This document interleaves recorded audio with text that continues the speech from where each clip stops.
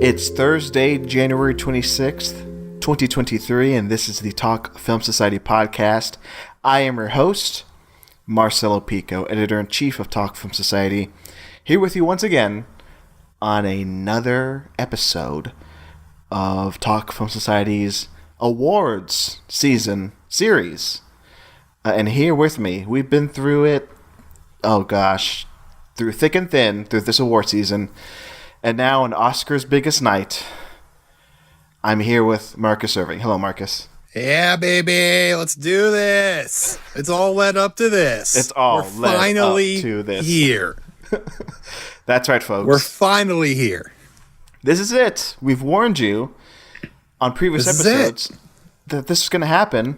This is the big episode where we talk about the Oscar nominations, the 95th Annual Academy Awards Oscar nominations. They happened. They're finally here. I mean, we were kind of wondering maybe they wouldn't do them this year, but no, they came. Yeah, I was on pins and Santa needles. delivered us a nice big bag full of nominations this year. David Harbour Santa delivered us a pounding, and then he gave us these noms. So it's actually Tuesday the 24th that we're recording this, and we're going to release this on Thursday. But I mean, it's been about 10 hours since the nominations dropped, and on this episode, we're gonna dig deep into the nominations. Okay, the Oscars. I'm still shell shocked. I know. don't know about I was you. just gonna ask. I mean, I'm still reeling. Oh boy, the surprises, the snubs, the flubs. The snubs and flubs. Oh my god. Yeah, we'll get to it. But we'll talk about all of it. We're also going you're looking at that runtime right now. You're seeing 7.5 hours, and we'll get to all of it. Or 30 minutes if Marcus taps out, because this is another occasion where Marcus can tap out and just call it. I'm just so depressed today. It's because it's all those snubs and flubs. When you get that jolt of energy and you're like, oh boy, they're here, and you read through them and you're like happy, and then you start to think later, you're like, well, no, but what about all the flubs? What about all the snubs? And that's all you can think about. This is like 1 p.m. on Christmas Day. You know, you open up your presents early in the morning. David Harbour's Santa Claus dropped them off for you earlier that morning. You know. And you're like, oh, I'm glad I got this. Oh, I got this. But then later on you think, wait a second. I just got snubbed out of a gift I asked for. Why the hell didn't I get this? Yeah, this is a flub. You flubbed up my gifts, Mom. I didn't ask for flubs, Mom. I asked for gifts. But also on this episode, this is important. The Talk Film Society Awards nominations. The 10th Annual Talk Film Society Awards nominations, hot off the presses. Some would say more prestigious than the Oscars in some ways. We'll see. It's quite. I mean, as I was counting up the ballots, don't tell anybody, but I spent way too much time today on a work day counting these ballots because there's so many. There are so many. I mean, in 19 categories. I had to, go through, make sense of all you freaks voting. You spelled Fabelmans like 10 different ways. That was hard to keep track of. There's a colon in Top Gun Maverick. Okay, some people forget the colon, and it kind of messes up my Google sheet when I count them. Anyway, it took a while, but yes, hot off the presses. You got the A above tar. Yeah, you get the little thing above tar. I'm not even sure what that's called. I spent a long time. Tilda Swinton, not nominated this year. Unfortunately. I mean, she would have been nominated. I would have put her in Best Actress for Eternal Daughter, but nobody saw that movie. Apparently, more people Never even heard of it. Apparently, more people saw To Leslie, which is insane to me. I went out to see the Eternal Daughter. Never even heard of it. I went out to see the Eternal Daughter. I was excited. It's in the same series as oh god, fuck! I'm such a fan. I forgot the name of The Souvenir. Don't call me Eternal Daughter. And that's the kind of quality. Is it one of those? That's the kind of quality you're in for the next 2 hours, at least 2 hours, 3 hours tops. No, I went to my local film a theater. No, wait, let me start that sentence again. I went to my local indie film theater, the Austin Film Society. I was pumped.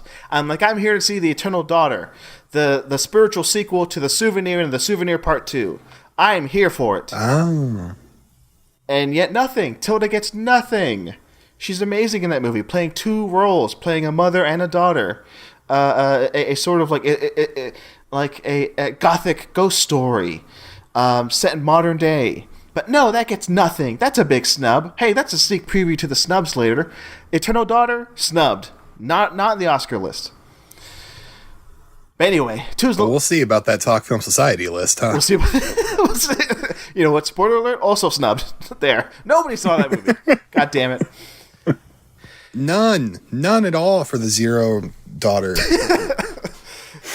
Do that song again. More like the more like the Zero Daughter. Do more lyrics to who sang that? Don't call me Eternal Daughter. Keep going. Nope. Okay. I don't know. I know nothing else. Okay. This is gonna be a long one, and I Pearl Jam? I did not. Yeah, I think it's Pearl Jam. You know what? You're right. It's Pearl Jam. I should have told you this before the recording, Marcus. I teased it one of the last times we talked. Tonight I have an out. Okay, I have to go see Saw in a theater tonight. Sold out show. I believe Marcelo, it's on 35mm. I don't think there's anything else you could have told me that I would have been okay with. I'm okay with this. So it's 5:44. Well, I'm gonna right go now. watch the fucking Eternal Daughter again. Like, shut the hell up. But Saw, I'm ready for it. Yeah, get the hell out of here. It's 5:44 right now. We've been saying it's going to be a long show. It might be 3 hours. We're just starting now. We're wasting time when we could be talking about important things. But I'm just warning you. I'm warning you, Marcus. I'm warning the listeners. This has an end date. We have to shove everything in this allotted time in the next. This episode might be a flub in itself. Yeah, this might be the eternal flub. At the very end, we'll go, folks. We flubbed it. I'm sorry. This one's a stinker. First things first, though. Shut up, Marcus. What do we got?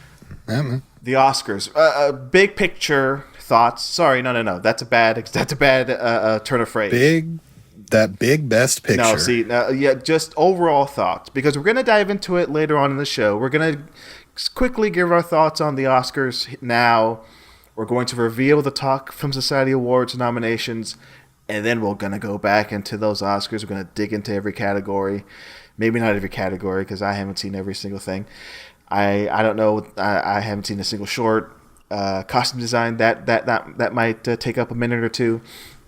But Marcus, before we do all of that, just big thoughts, just the biggest thoughts you have, overall thoughts on the Oscar noms today, this morning. Your first reaction. What was your first reaction? My first reaction, I was driving when the nominations were coming out.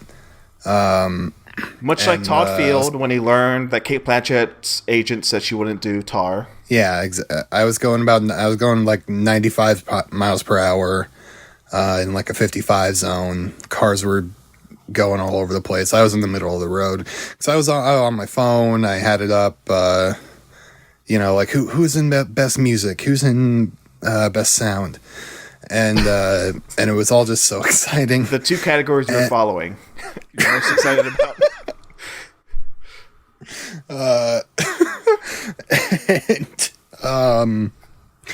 But by all that's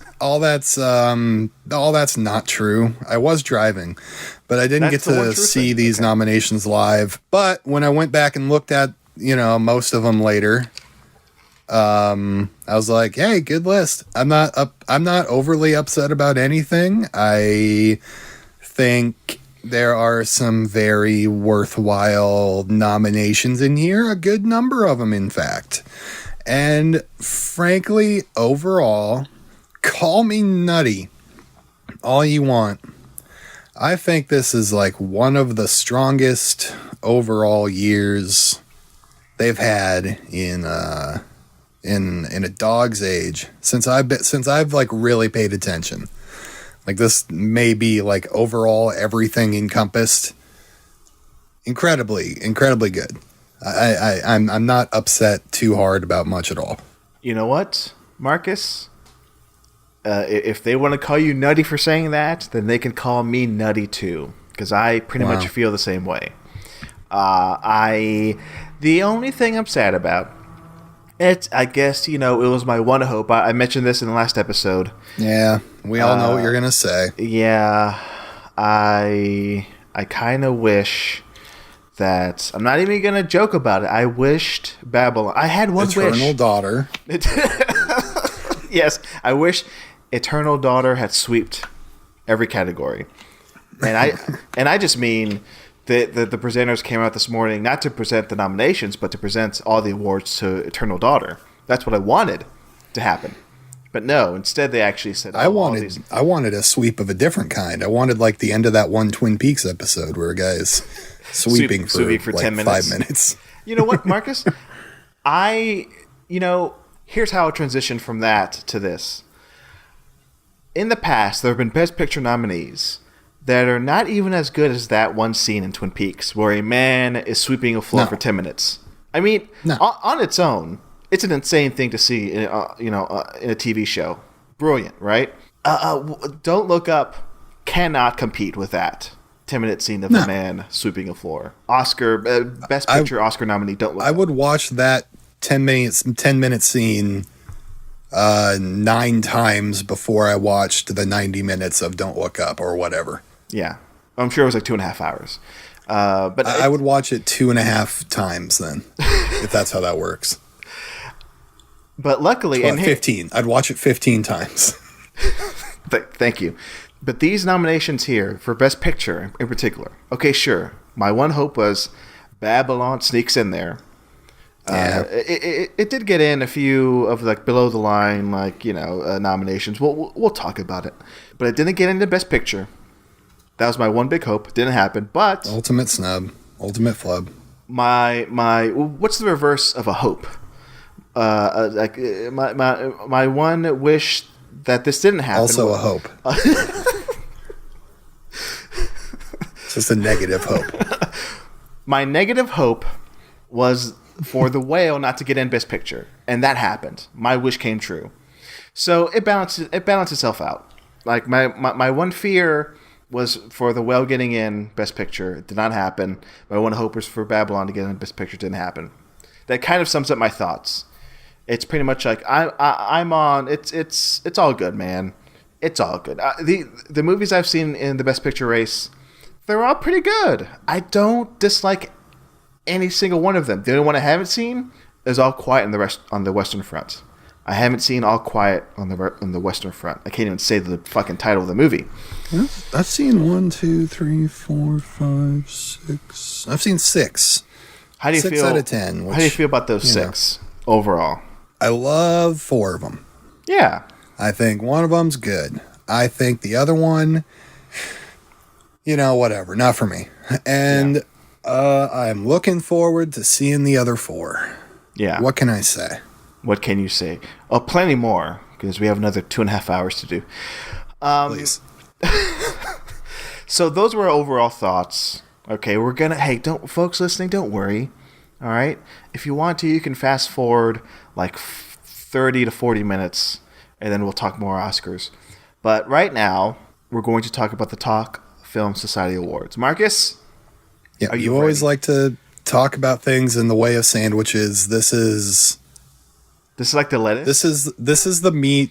We've pulled off all the lettuce and the condiments in the bun, and we're just going to go for the meat on its own, and then we'll eat the rest of the stuff later.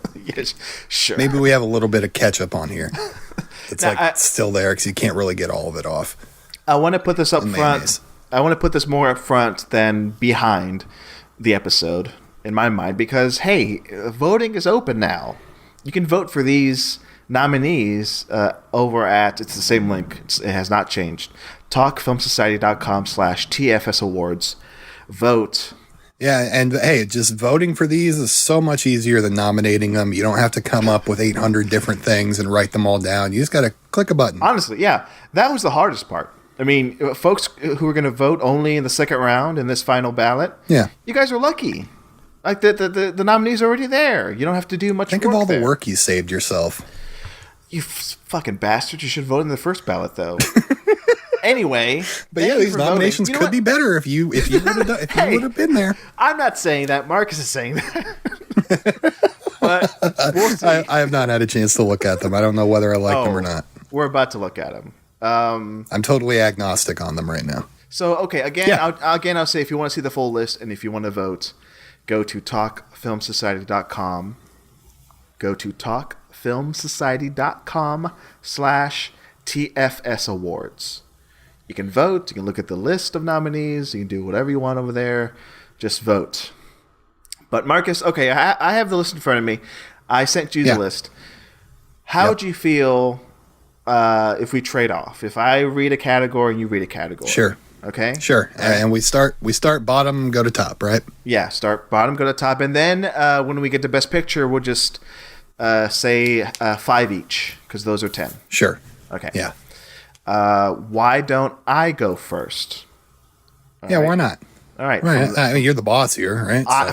I mean, I'm the editor-in-chief, so I have to make a decision. Whatever. Marcelo, go ahead, please. All right. All yours. Here we go. Here are the nominees for the 10th Annual Talk Film Society Awards. That's right, you voted for the best of 2022, and here are the results. Here are the categories. Here are the nominees. First off, Best Visual Effects. The nominees are Avatar, The Way of Water, Nope, Top Gun Maverick, Everything Everywhere All at Once, and The Batman. Now, I just realized my biggest mistake here. I tried to copy edit this before we started recording. I did not alphabetize this particular category. I hope I alphabetized the rest. But hey, good selection, folks. Whatever. I'm trying to backtrack. Alphabetize in your own head.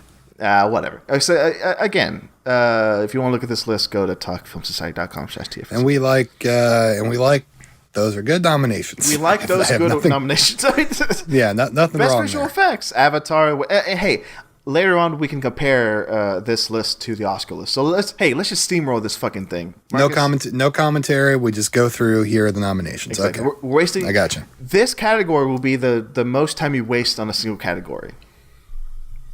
This category, yeah, okay, I get you. Okay, best score. We'll waste more time. I know, I understand. Shut up. I understand. Best score. Michael Abels for Nope. Carter Burwell for The Banshees of Inisherin. Alexandre Desplat, Guillermo del Toro's Pinocchio. Michael Giacchino, The Batman. Justin Hurwitz, Babylon. Excellent. Again, if you just tuned in, these are the Talk Film Society Awards nominees. You're just tuning in 20 minutes in. Just tuning in. Hey, somebody could be. If somebody's roommate or significant other, if their partner just walks into a room without, asking the partner who's listening to this what it is, this is for you. You're listening to the Talk Film Society podcast. You're listening to the Talk Film Society Awards nominations presentation. Happy you're here. The nominees for Best Original Song. Ciao, Papa, from Guillermo del Toro's Pinocchio. Hold My Hand, from Top Gun Maverick. Lift Me Up, from Black Panther Wakanda Forever. Natu Natu, from RRR. And New Body Rumba, from White Noise. Our nominations for Best Production Design. Avatar, The Way of Water. Babylon. Everything Everywhere All at Once. Glass Onio and The Northman. Now, Marcelo, what is Glass Onio? Okay.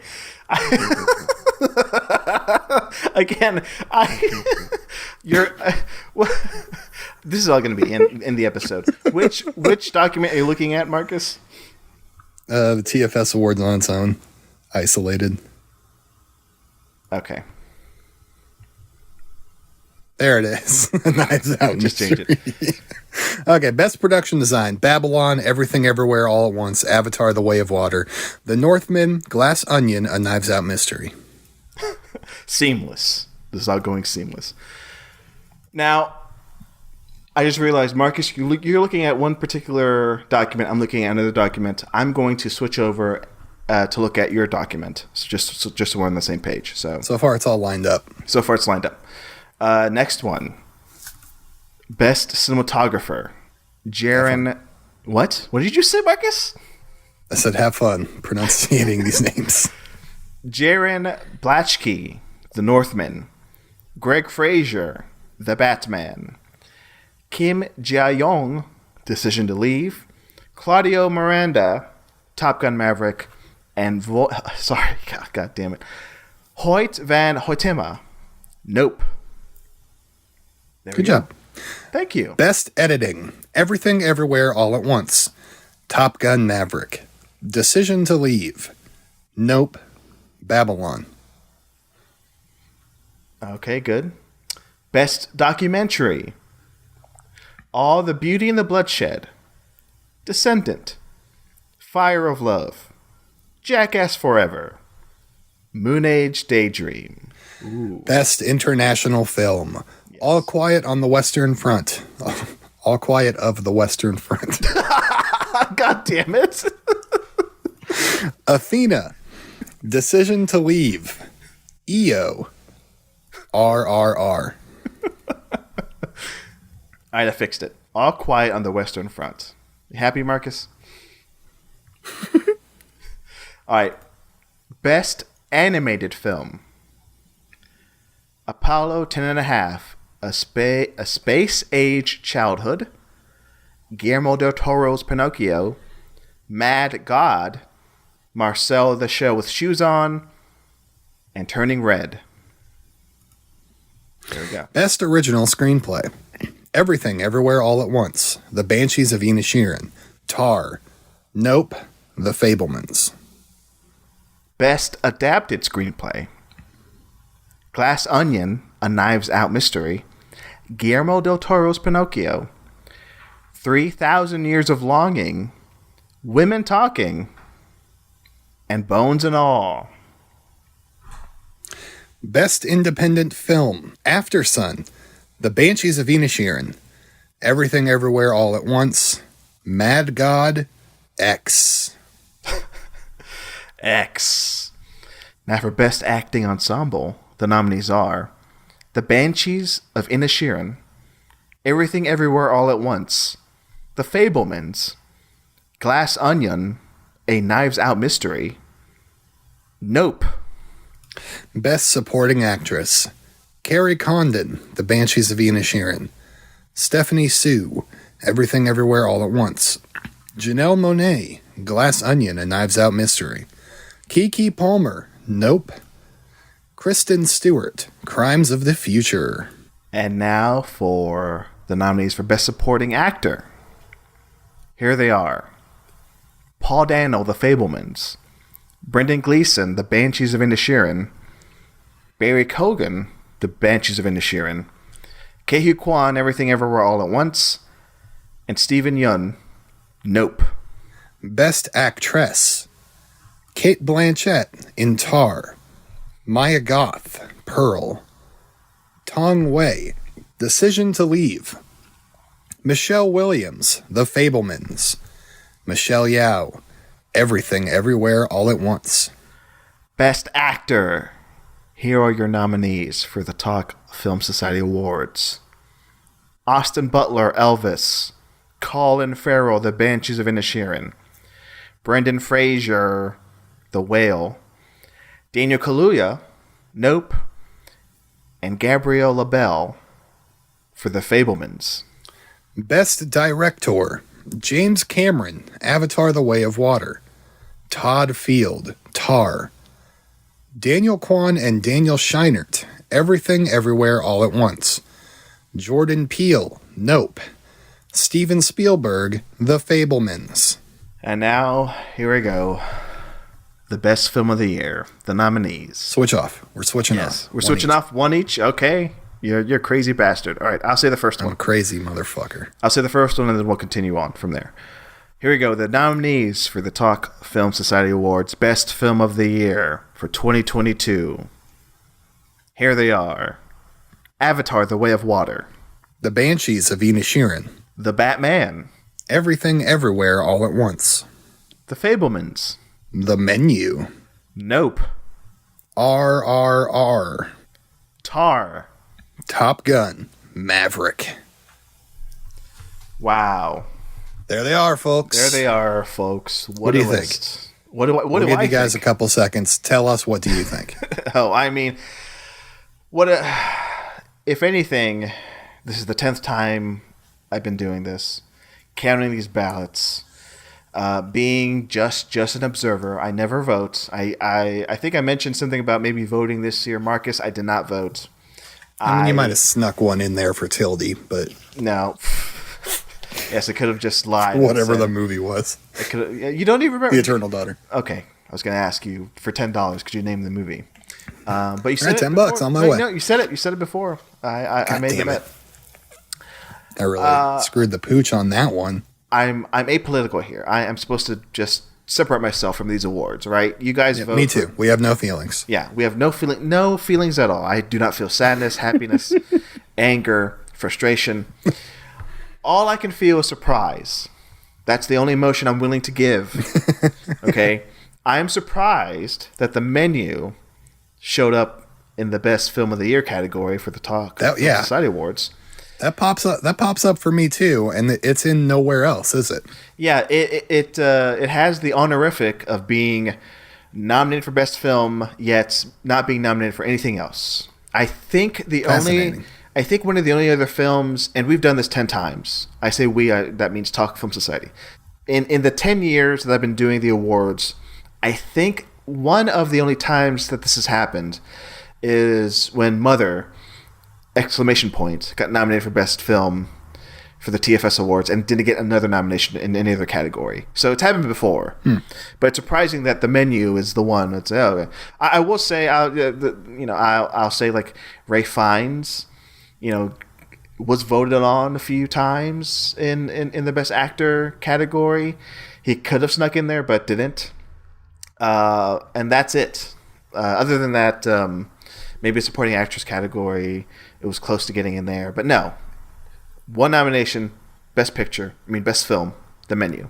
Other than that, I mean, it's not, none of it's like super surprising. I mean, I'm glad. No. Oh, well, okay. How about, we got a lot of nope in here. I was going to say, we'll get to the Oscars later. But we got a lot of nope in here compared to the Oscars. So I'm glad you brought that up. The voting in this round ended this past weekend, like the 22nd. So this is all before this morning when the Oscars were announced, and not a single nomination went to Nope, which is insane. Well, we'll get into it, but here are your stats. Let's see. So Nope has been nominated in 11 categories. No, it's been nominated 11 times for the Talk Film Society Awards. So it's the most nominated at 11 nominations. Wow. After that, Everything Everywhere, and then Banshees of Inisherin, and then The Fabelmans. But yeah, Nope is the number one movie at the Talk Film Society Awards, and this is before the Oscars. Really, they flubbed it up. They gave Nope nothing, and I can say that's this. A real flub. Yeah, I can say this. They missed out. The Oscars missed out nominating Keke Palmer, Hoyt van Hoytema, writing, directing, visual effects.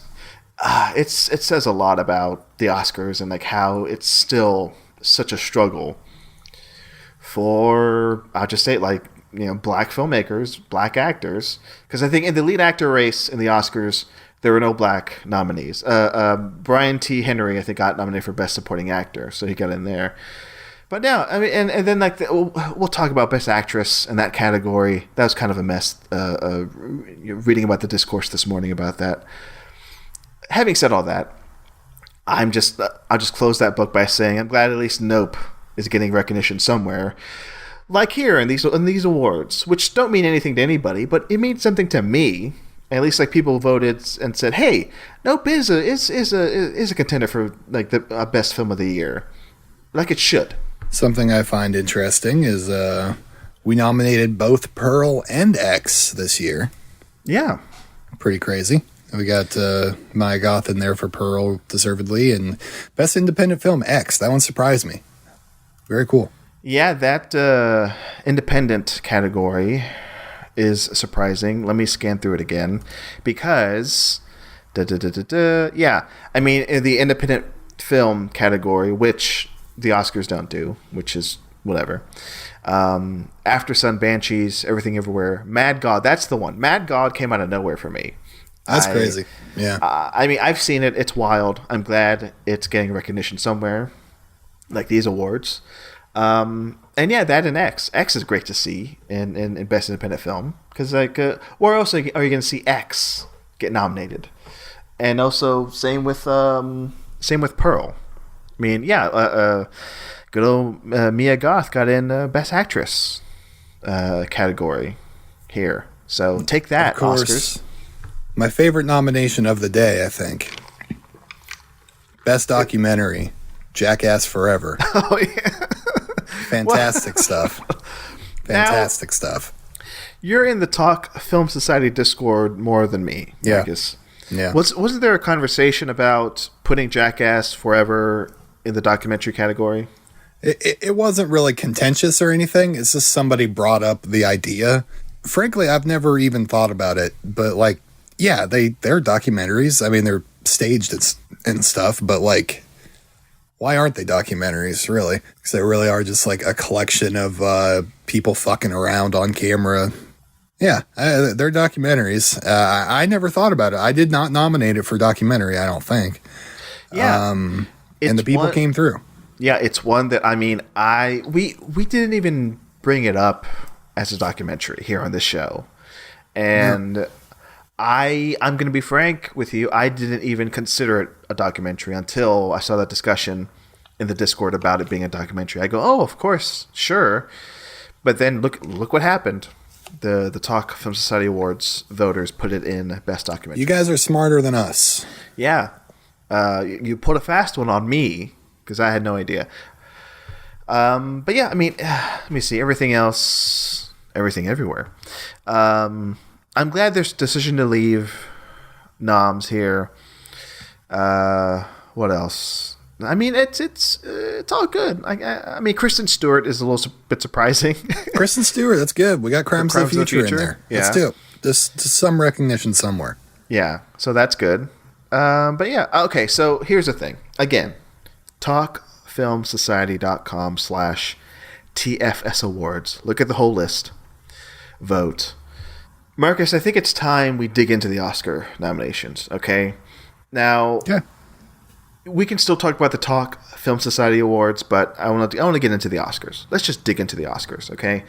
So, Marcus, do you have the Oscars nominations up? I feel like I'm seated at a table in the menu, and I'm about to be served the other condiments from the meat sandwich.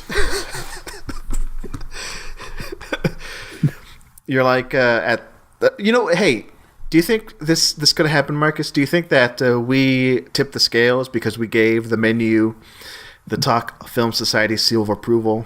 Do you think that's what happened? I think it's us. I really do. You know what? It's not because it just got added to HBO and people were able to get in like a surge of votes like, after watching it. The most recent good movie they watched, they just went, oh, that's pretty good. I'm not. Hey, listen. I think the menu is good. I gave it a thumbs up. No, I think it's great that it's in there for the record. I'm not saying bad thing about it. Me neither. It's just so unexpected to me. I go, oh, I had to count twice. I'm like, wait, the menu's getting in here? Okay. At least we can say that we have RRR. We have the menu. Duh. We have the Batman. And then everything else is the same as the Oscars. Okay, but let's get to the Oscars. Okay, so Marcus, talk about what you forced me to do last night. Oh yeah, we're gonna go to that. So I was laying in bed. It was late at night, but it wasn't like super late or anything. And I just had this. Sometimes when you're just laying there in the world, you feel like the world is flowing all around you, but you're not doing anything, and you just. But you capture some of that energy from the rest of the world. and it gets funneled into your head and formulates itself as an idea. Yeah, man. Right? I feel like all my particles just explode all at the same time, man. I know, bro. And I just was like, dude, where's my car? Dude, where is my car? Dude, I got the best. You say, dude, where's my car? I've got the best idea ever, bro. I am going to ask Marcelo to quickly jot down what his 10, because on all of our previous episodes we've been doing like our picks for like who we think will win the category or whatever, but I thought we'd go a little bit step further for best picture at the Oscars this year. I said let's each individually make our guesses for what we think the 10 movies are going to be. Yeah. And Marcus explicitly told me, he goes, Marcelo, do not use Gold Derby. Because Marcelo keeps telling me that's how he cheats. That's how I cheat. Marcus. This is how I win, he says. Marcus, as the host of this show, you've been listening. Because I say it every episode when we play the Gold Derby game. Which we're not going to do this week. And I think the Gold Derby game is dead. Because I think there's no use for it anymore. Now that we know all the nominations, see you next year, Gold Derby. So maybe I'll find a use for you next episode. But for right now, Gold Derby is dead. Okay, we know the nominees. We have no use for you now. Gold Derby. But I could not use Gold Derby because Marcus knows that I use that for every Oscar pool. I'm in, and I usually win those Oscar pools. And I have a sneaking suspicion that Oscar voters, I think they go to Gold Derby and just go, I don't know what the fuck to vote for. I'm just going to say what Gold Derby says. So Marcus is smart. So I didn't do that. I did just Google some rando's prediction page, like his picks, and I go, oh, this guy doesn't know what he's talking about. So then I look at my own list, and should I go first or should you go first, Marcus? Because we both did this. You went first on naming the thing. I want to go first here. I'll go first here. Marcus, you go first. I did all right. I didn't do great. I did all right. Okay, so my thoughts. I said After Sun. That didn't happen. I said Avatar 2, or The Way of Water. That happened. That happened. So there's 1 point for me. Banshees of Inisherin, double points. That's 2 points. Marcus. I'm keeping 2 in a row. Elvis. There we go. There's another one. It's 3. Chalk one up for Marcus. 3. The Turkey. Everything Everywhere All at Once. I chose that. 4. What do you think of that? The Fablemans. I chose that. 5. You got 5. Man, you're doing great. 5 out of 6 so far. But here's where I fall off. I took a swing. I took a big swing here with Guillermo del Toro's Pinocchio. Fuck, that is, Marcus. I wasn't even so bold as to put that. That's a huge swing. I thought it was a swing. I knew it was a swing. I commend you for that swing. That's a brave swing. But ultimately, I ended up swinging the bat around in so many circles and making myself dizzy and throwing up. You hit your balls. So, and I hit myself in the balls. Okay, but I did guess Tar correctly. Okay, good. I did guess Top Gun Maverick correctly. Good job. And I did guess Women Talking. Women talk. Women talk.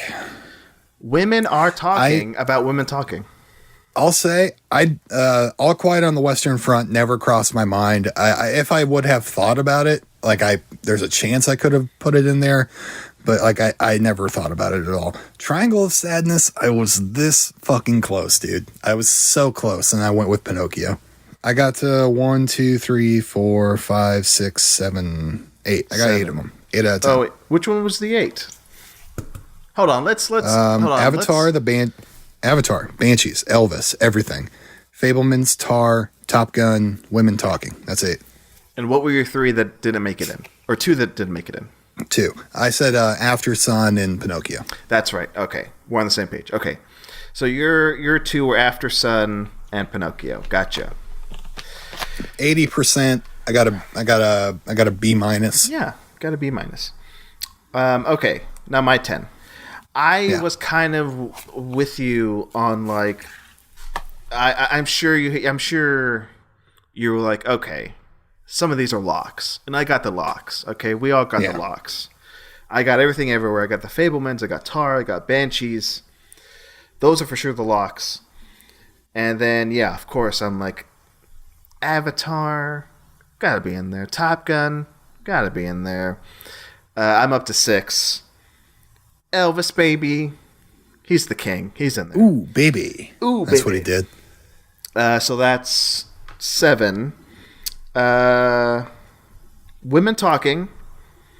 I knew. You got that one? Yeah, I got that one. I put in Women Talking. So I felt that was going to be. I could get that one up on you. Yeah, no. Hey, good try, Marcus. But I had a feeling it had like the run of, okay, screenplay, possible director, which it didn't get, which kind of sucks. Actress. Although we have to double check. Did it get nominated for Best Supporting Actress? No, it got no actress nominations, which is insane. So weird. It's like that's like what that movie is. But that's kind of what that type of movie is designed for. This was my rationale putting it in the 10. I'm like, yeah, it's gonna get all these, but at least it got like screenplay and Best Picture. So anyway, so that's 8. Final 2. Yes, Marcus, I did have a feeling All Quiet on the Western Front was going to get in there.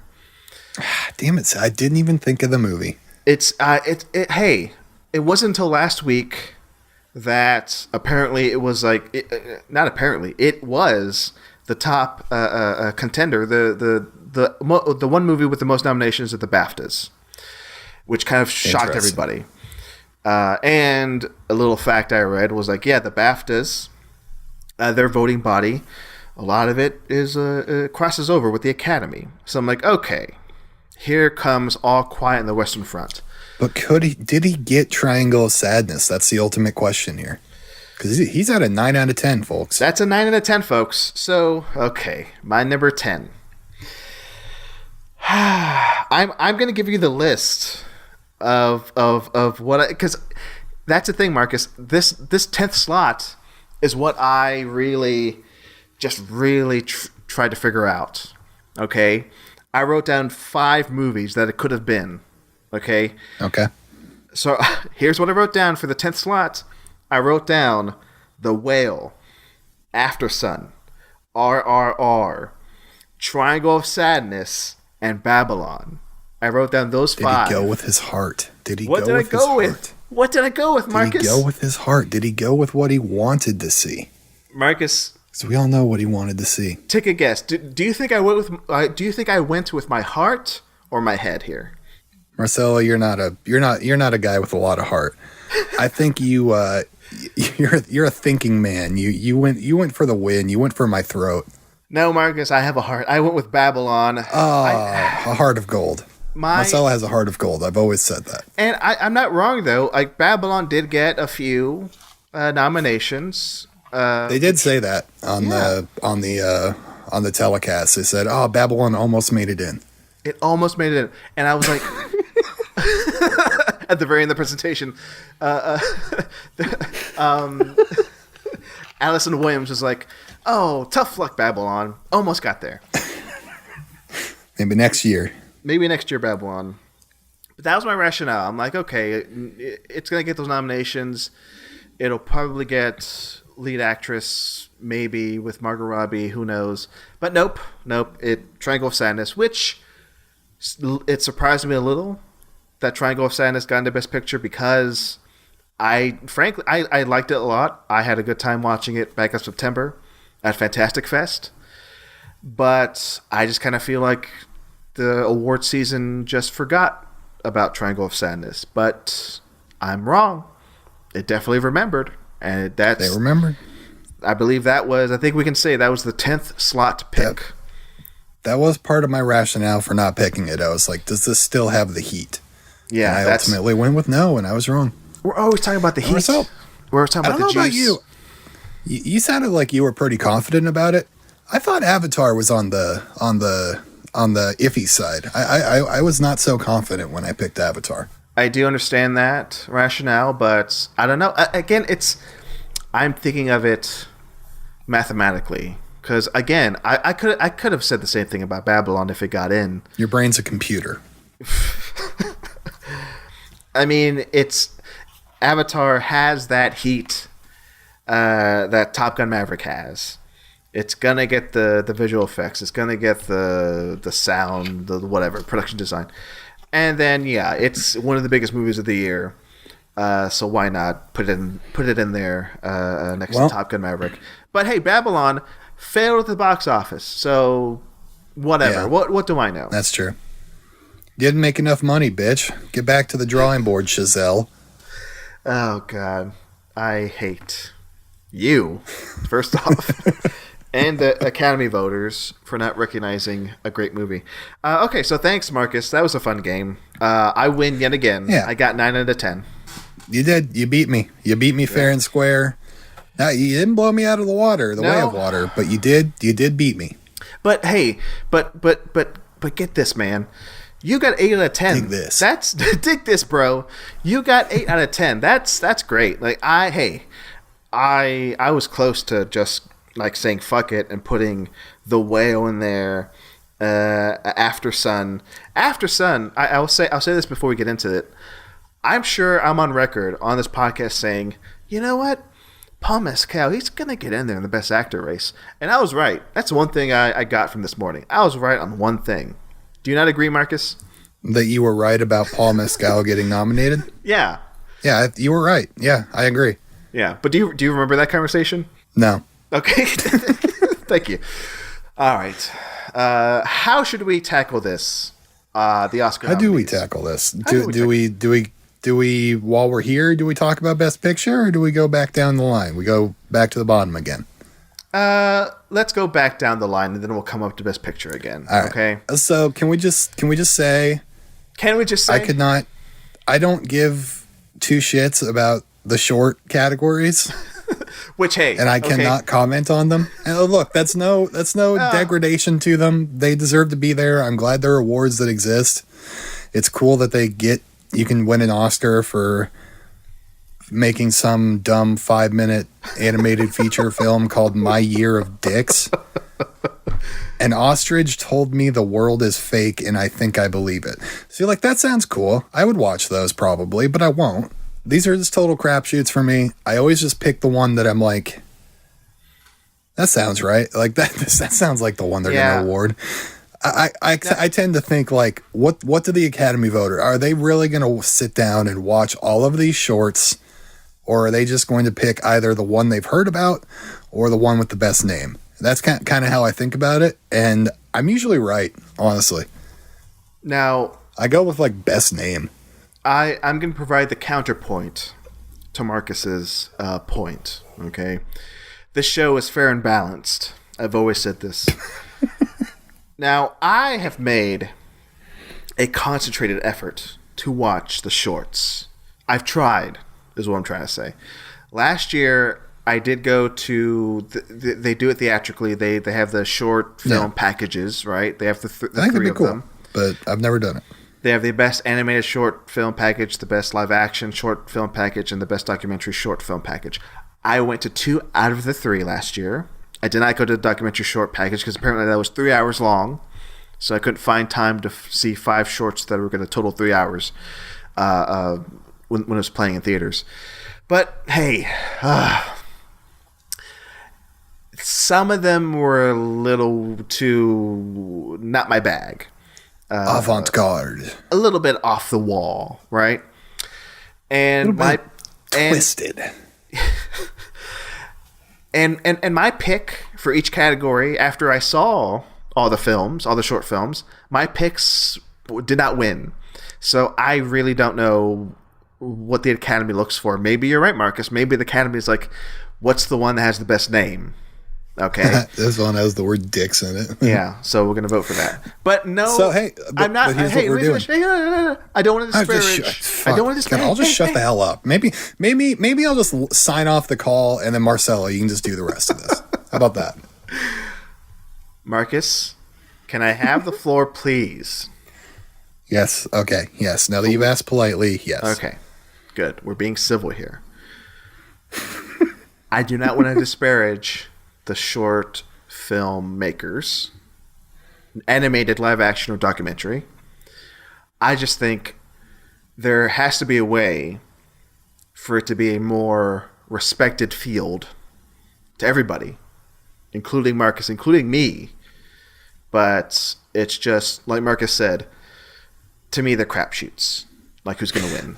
Again, I'm going to try to see them all. But, yeah, I cannot comment on these at all because I have not seen any of these. Tell me if this sounds disrespectful or not. They can eat shit. I don't know how to watch these movies. Truly, I don't, and I don't go through the effort. I know they go into the theaters for like one day, and if you can make it to this one day on this one showtime, hey, you can watch them. See, but that's the thing. They have to be more readily available, I think. Now, I think last year, 1 or 2, possibly 3 of them were on Netflix. But nobody knew that. I didn't know that until I saw it in the theater, and it's on Netflix before the short started playing. I would go, what? This is a Netflix movie? A Netflix short film? Let me pull out my phone and watch it on that. Yeah. So I did in the middle of the theater. Everybody was mad at me. But no, you're right. That's an issue with these shorts. It's that they're just hard to find. Like, where am I supposed to see them? Like, and again, yeah, the theatrical release of these in those packages, like it helps, but it doesn't help everybody. I mean, here's my solution. The Oscars, they take the cut, they take the hit. They pay these people licensing fees to upload them all to their YouTube channel. Yeah, I like that idea. That's actually a very good idea, Marcus. Put them on YouTube officially through the Oscars YouTube page. And have the people decide, and I'm sure it'll be a lot easier. Yeah, I mean, have the people decide on their own if they're good or not. Have the people actually see them, but then like have Oscar voters. I actually don't know how Oscar voters get a chance to see them. Do they get set screeners? Do they have online access to them?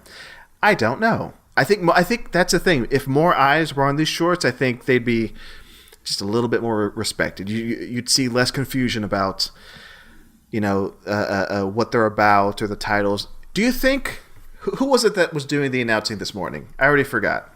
Riz Ahmed? Yeah, Riz Ahmed. So I just saw that one clip that you retweeted. How about this? Do you think Riz Ahmed would have laughed at My Year of Dicks if he had seen My Year of Dicks and was just like, amazed. Yeah, exactly. He just like he hasn't seen them. He has not seen the short. He's not seen the movie.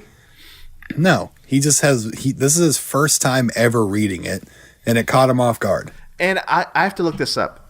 And again, it's because I don't know. Hey, I'm going to admit I'm an idiot, but I have heard of My Year of Dicks before. I think either Chris Miller or Lord.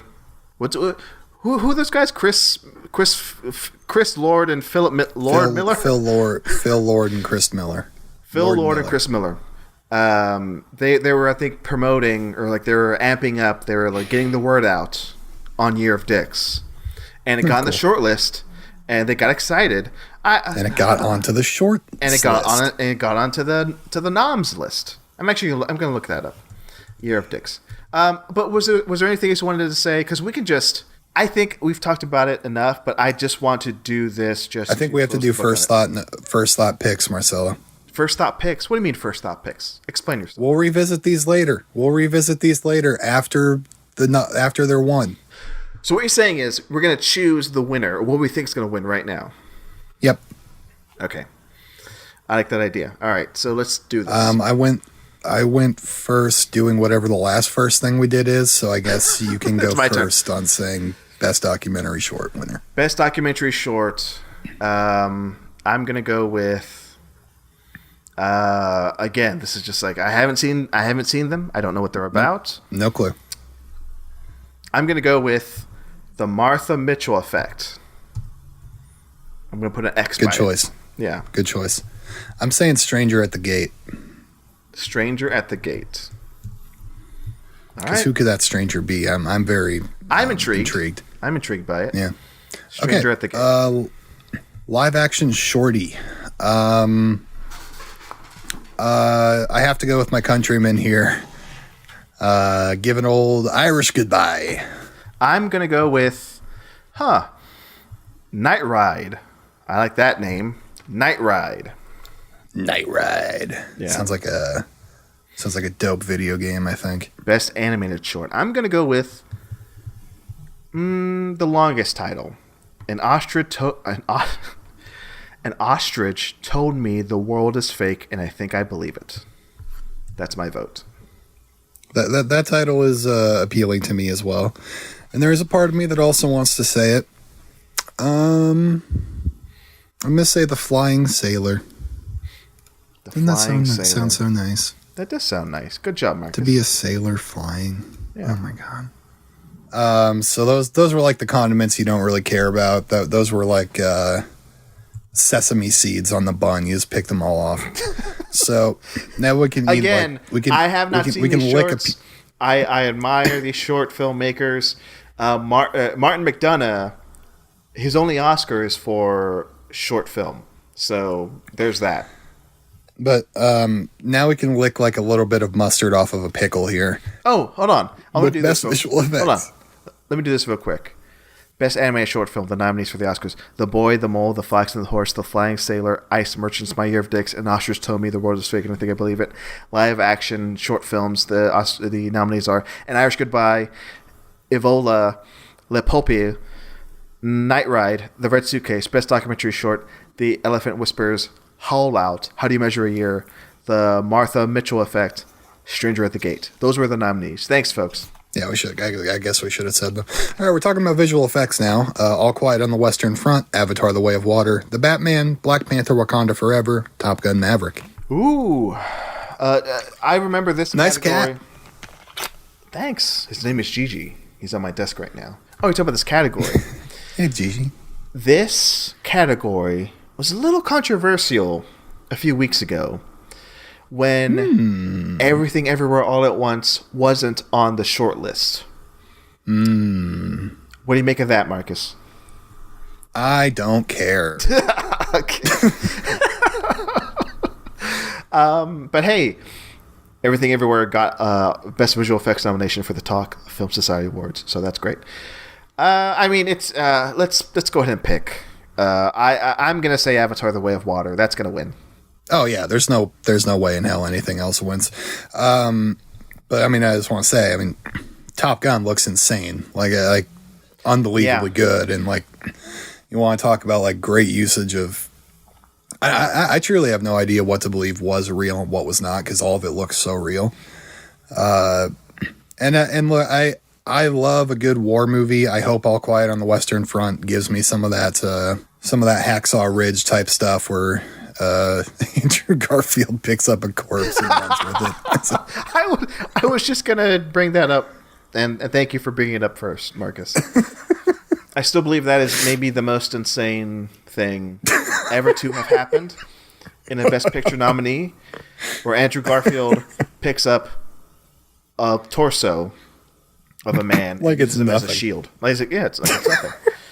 It's insane. One hand, somebody's whole torso. The most unhinged person in the world directs a movie and gets a nomination for it. But yeah, Avatar has this on lock. Not even a question. Yeah, no question. We both pick Avatar. Next category. My turn, right? Best Sound. All Quiet on the Western Front, Avatar: The Way of Water, The Batman, Elvis, Top Gun: Maverick. Those are the Oscar nominees. What do we think's going to win? I think Top Gun Maverick wins. You think Top Gun Maverick wins? All right, so I'm going to put an X by your name for that one. I'm going to go... It's a pretty loud movie. You know what? We're doing this on the fly. If I had time to research, I'd look back and think, what other musical films won for best sound editing, best sound mixing? Good question, honestly. Good question. That's what I would Google right now, but I can't. So I'm just going to go with my gut and say, you know what? Elvis. I'm going to say those Oscar voters, they're going to watch Elvis and they go, the sound, the music of Elvis It rings so true. The bright whites of Las Vegas. Yeah, Viva Las Vegas is what they'll say. Viva Las Vegas. Viva Las Vegas. But in all seriousness, maybe Avatar is going to sweep these tech categories. But hey, that's a thought running through my head. But I don't know. No, but we're kooky guys. We're not going, with the flow here. Yeah, we're kooky guys. Best music original score. Here we go. Volker Bertelmann, All Quiet on the Western Front. Justin Hurwitz, Babylon. Hey, look, there you go, Marcelo. Congrats. Thank you. Carter Burwell, The Banshees of Inisherin. Sun Lux, Everything Everywhere All at Once, and John Williams, The Fablemans. This seems like a great category. Seems like it. Once again, 3 in a row. I'm like, great. I like it. So I'm happy that my boy Justin Hurwitz got nominated for Babylon. Yeah. Happy. Although he gave the most awkward speech at the award show that will not be named a few weeks ago, where he won there. But looking at the list, I don't know. My personal favorite is Babylon, and I kind of want that to win. I have not heard the All Quiet on the Western Front score. I've not seen that movie. You know what? Fuck it. Oscar sometimes just like to do the same thing over and over, so I'm going to say Babylon wins. I don't know how serious those retirement rumors are. John Williams. Okay. Fablemans. I'm not expecting it. Like, it feels like something that should be more of a lock in my head, but it's not. But yeah, Fablemans, I think. Okay, that's fair. He did make news today as he broke his own record of the most nominations for a living person. So, and he's won like twice, I think. Is that right? I think so. Yeah, not that many considering he's been nominated 50 times or something. Yeah. Oh, and just to compare the Talk Film Society Awards to this, Michael Abels got nominated for Nope for the Talk Film Society Awards. So did Michael Giacchino for The Batman, and Alexander Desplat for Pinocchio. So those snuck in there. I've talked about it before. I love the Michael Giacchino Batman score. One of my favorites of last year, and that did not get shortlisted for Best Score, and that's why it's not nominated for an Oscar, although, if you ask me, it should have been. That's the one thing I can say. What are the politics about that? Why couldn't it? I don't think... I'm going to be honest with you. I have no idea why it wouldn't be nominated. Because the Batman snuck into these other categories. Snuck's not a good word. It earned, we've talked about it, like Best Visual Effects, something else. I forget. They got nominated 3 times, the Batman. But I'm going to say it again. The score, for me, was the best thing about that movie.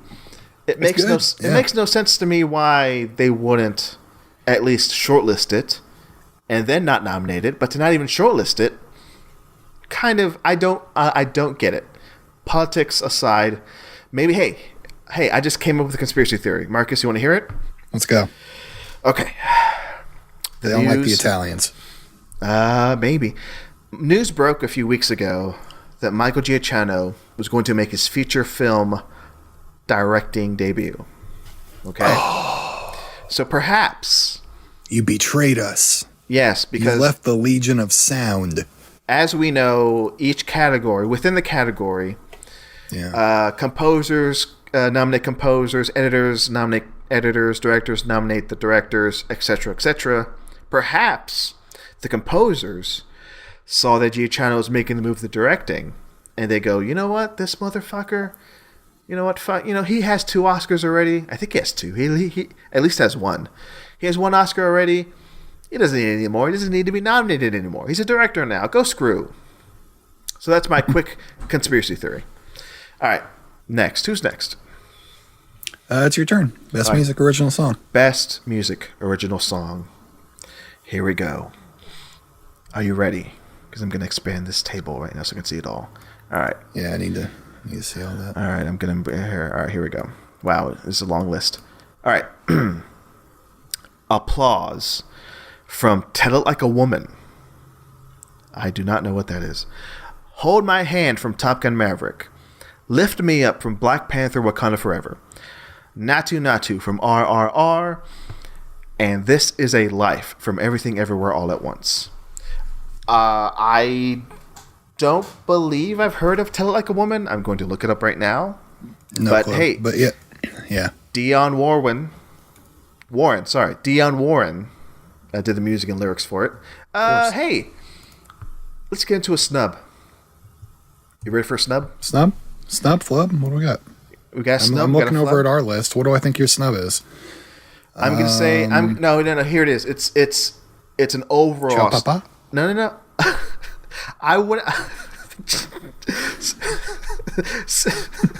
don't know why that's so funny. Say that again, Marcus. Ciao, Papa.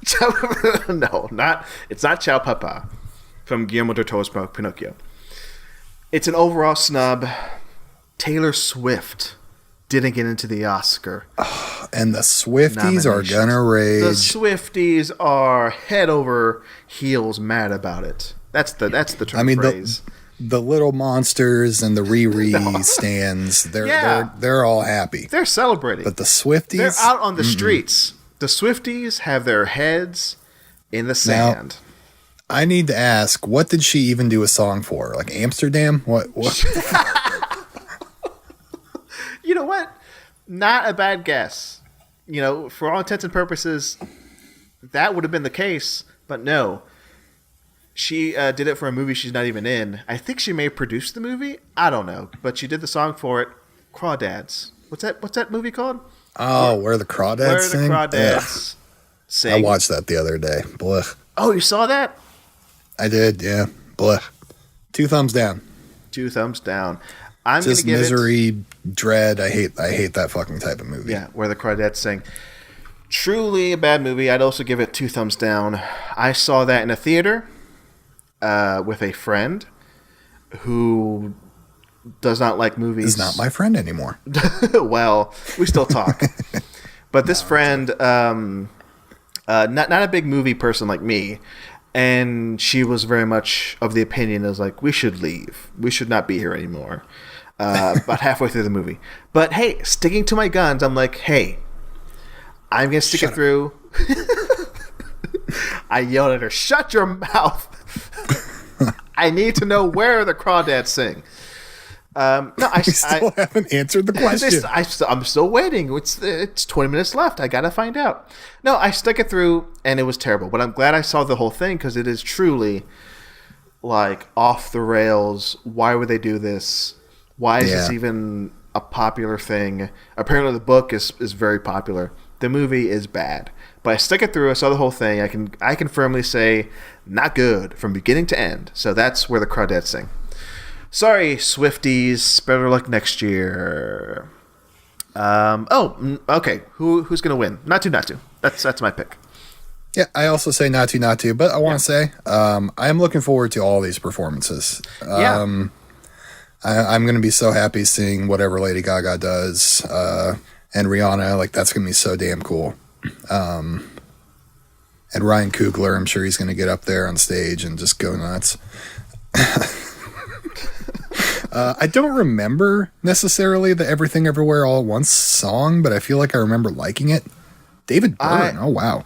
Yeah, okay. That one, I almost mentioned it when we talked about scores / songs last episode. But I felt like it was such a kind of not forgettable, but when I think of that movie, I don't necessarily think of the score or that song at the end, but I think it's still a good song. I have not re-listened to it, but I'm not surprised that it got in there. Because even in the back of my head, when I was thinking who could be nominated, I'm like, oh yeah, Everything Everywhere did a song. Maybe that'll get in. Maybe. I don't know. Does it have that type of Talking Heads energy to it? It's very slow. It's very David Byrne. Yeah. Okay. It's here. Let me do the imitation of it from memory. Everything is everything. Everywhere is everywhere. This is what it is. Sing. Yeah, I'm remembering. I'm betting you I nailed it. I think that's what the song is like. 100%. That's the tone. Give me the Oscar. But yeah, Lift Me Up and Hold My Hand. Those would be great performances. And Natu Natu is going to blow the fucking roof off the place. Yeah. The one. Hey. So excited. Another snub and flub. RRR got one nomination. How about that? Bullshit. Should've got more. Should have got tech category. Should have got director. Something. I'm mad at India for not submitting it. I don't know why they wouldn't capitalize on that. For international film, it doesn't make sense. Yeah. Why they wouldn't. Whatever, man. But visual effects, it really should have got in there for so much more. Yeah. All right, let's move on. Oscars suck. All right, best production design. It's your turn. This one's me. Yeah. Best production design, All Quiet on the Western Front, Avatar: The Way of Water, Babylon, Elvis, and The Fabelmans. I'll say, hey, my immediate thoughts. Hey, the house and the Fabelmans. I guess that really caught the production designer's eyes. What the fuck is the Fabelmans? I love the Fabelmans. I know. One of the best movies, but they're just fucking houses in California. I know it's Nevada. mostly indoors. Yeah. I guess the school looked like a school. I guess. Okay, all right. The beach, they just went to a beach. They didn't have to dress that up. It's like that volleyball net. That's amazing work right there by the production designer. And I'm not. Hey, listen. If they pulled it off, sure. But I'm just saying, compared to everything else, like compared to other potential nominees, I chuckled. I'm like, okay, nice house, I guess. Okay. I'm of a few minds here. Lay it on me, bro. Babylon is going to be maximalist. I haven't seen the movie yet, but I'm sure they went all out for that, didn't they? They did it. Oh boy, I'll talk about it in a bit. But continue, Marcus. All Quiet on the Western Front. Best production design makes sense for a movie like that. The one that I've seen, Elvis, is incredibly impressive. And I would pick it, but I think my pick is gonna be. I'm gonna say Babylon, actually. Wow. Okay. But I'm 50-50 on it with Western Front. I'm not gonna. But I don't think Elvis. Elvis has kind of a feeling of like. There are a few moments when I'm thinking back at that movie of like COVID times. They had to be indoors in some spots and like everything looks nice, but like I don't know, nothing. I wouldn't say production design really blows me away there. I get that. As weird as it feels to say that. I get that. I'll say I think Elvis. I think a little bit highly of Elvis when it comes to production design because of just the maximum amount of cuts. The sprawling like Las Vegas Strip or whatever, like that shit looks great. But. Yeah, just basically every 30 seconds there's a new scene, a new set. Yeah, you're right. You're absolutely right. In that way, I think it's solid. It's a solid contender. I'm trying to be impartial here because I love Babylon, and I do think if I were voting, I'd give it best production design personally. So I'm thinking my nearest, my closest comparison to that I can think of is Great Gatsby. And I think that movie looks fucking incredible, production design wise. It's a little bit. I mean, for as great as that is, production design wise, Great Gatsby, Babylon just it's like another level, a little bit beyond that. Not a little bit. I think a lot of it speaking beyond of Baz that. Luhrmann, by the way. Yeah. Speaking of it, shout out to Baz Luhrmann.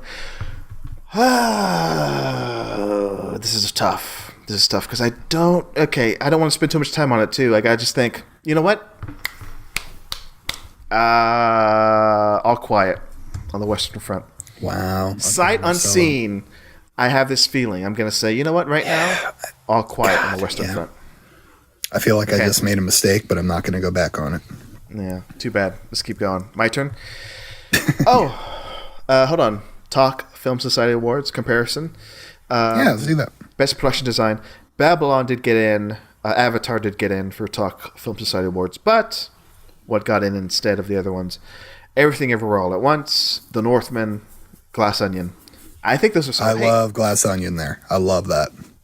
We spent about 2 minutes laughing at the Fableman's production design. They nailed that aesthetic, right? But Glass Onion, come on, that's another level. That's just like that's one where it's all indoors, but it has so much character. Yeah, eccentricity. Yeah, that's the word. Eccentricity, just in the mind of this fucking evil tech bro. It's like, what sort of shitty arts, or not shitty? What art would he put in his mansion? Apparently, Ed Norton's character in the movie buys these famous paintings and puts them like backwards or like upside down, like hanging up on his walls. It's like that's so funny. Those touches are great, is what I'm saying. So I don't know. You know what? Academy. The Onion itself, the big glass dome looks so good, and it doesn't look like any other glass dome you've seen on a building. Exactly. It all feels just so like new. I've never seen anything like this before. Oh, and what the fuck is that like space cube that he has in his room? It's great. Yeah, all that stuff is great. But the Fablemans had great houses. All right, best makeup and hairstyling. Makeup and hairstyling. All Quiet on the Western Front. The Batman. Wakanda Forever. Elvis. The Whale. All right. Somebody pointed out on Twitter that 3 out of these 5 feature fat suits. So that's in this year. That is true. That is true. So we have to acknowledge that. But let me go first. What do I think is going to win? It's tough. I mean, you know what? The Batman. I'm going to go with Batman. I think it's because of that remarkable work that they put in for the Penguin, for Colin Farrell, because he just disappears in that. It's that to me is phenomenal. I mean, along with 2 things that the Batman does great: the score and the makeup. I think those 2 work. So I'll give it that edge. I'm thinking of Robert Pattinson's eye black and how it runs. Legitimately, I think it looks incredible. I laugh because it's such a funny touch, because like in every other Batman movie,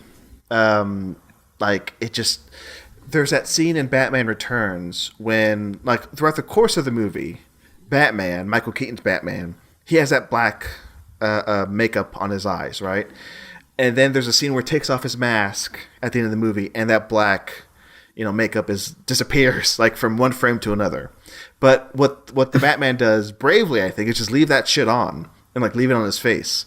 Because why can't the Batman wear makeup? Yeah, and it's all smeared because of course it would be. Yeah, but what's your pick, Marcus?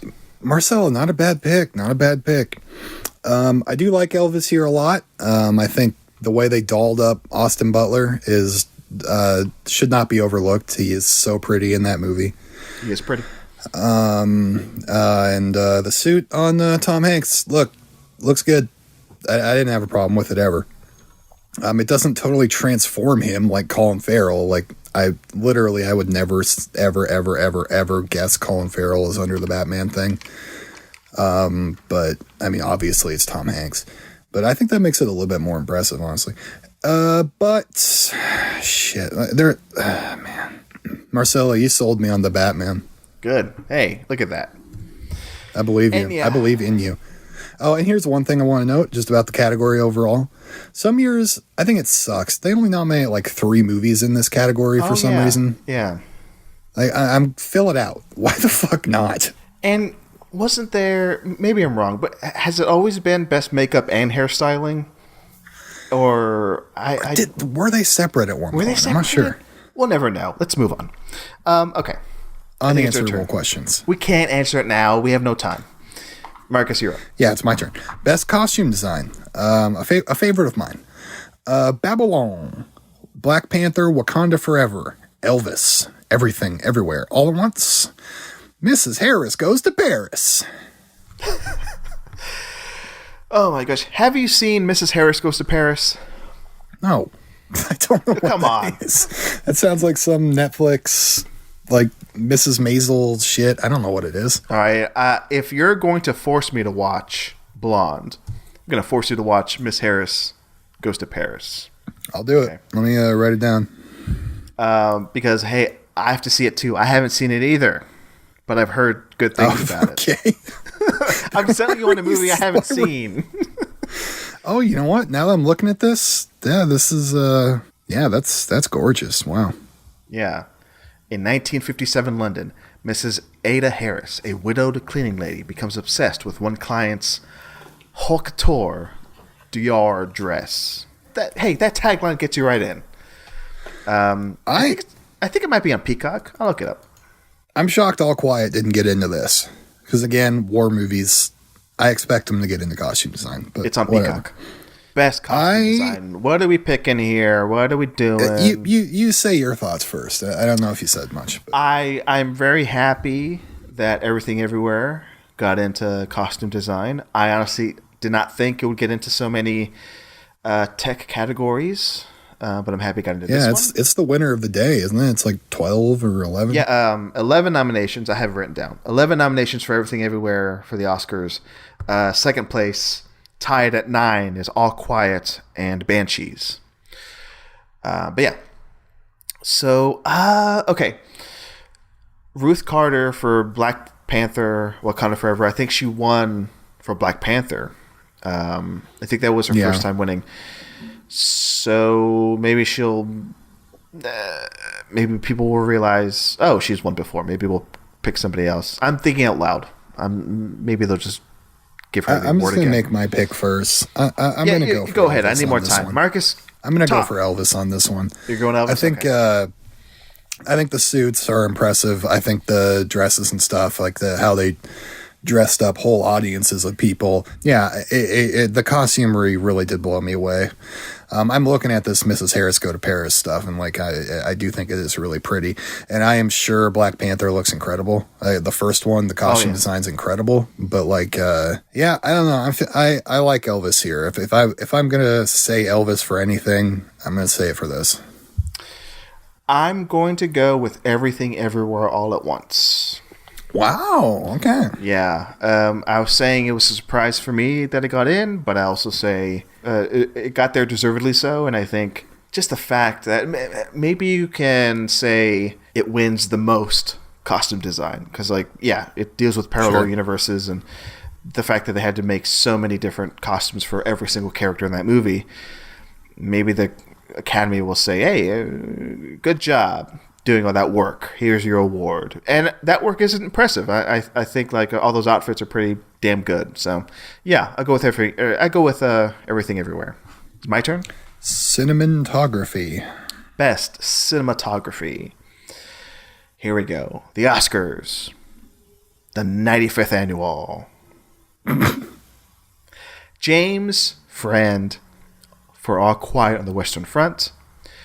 Darius Kondigi for Bardo, False Chronicle of a Handful of Truths.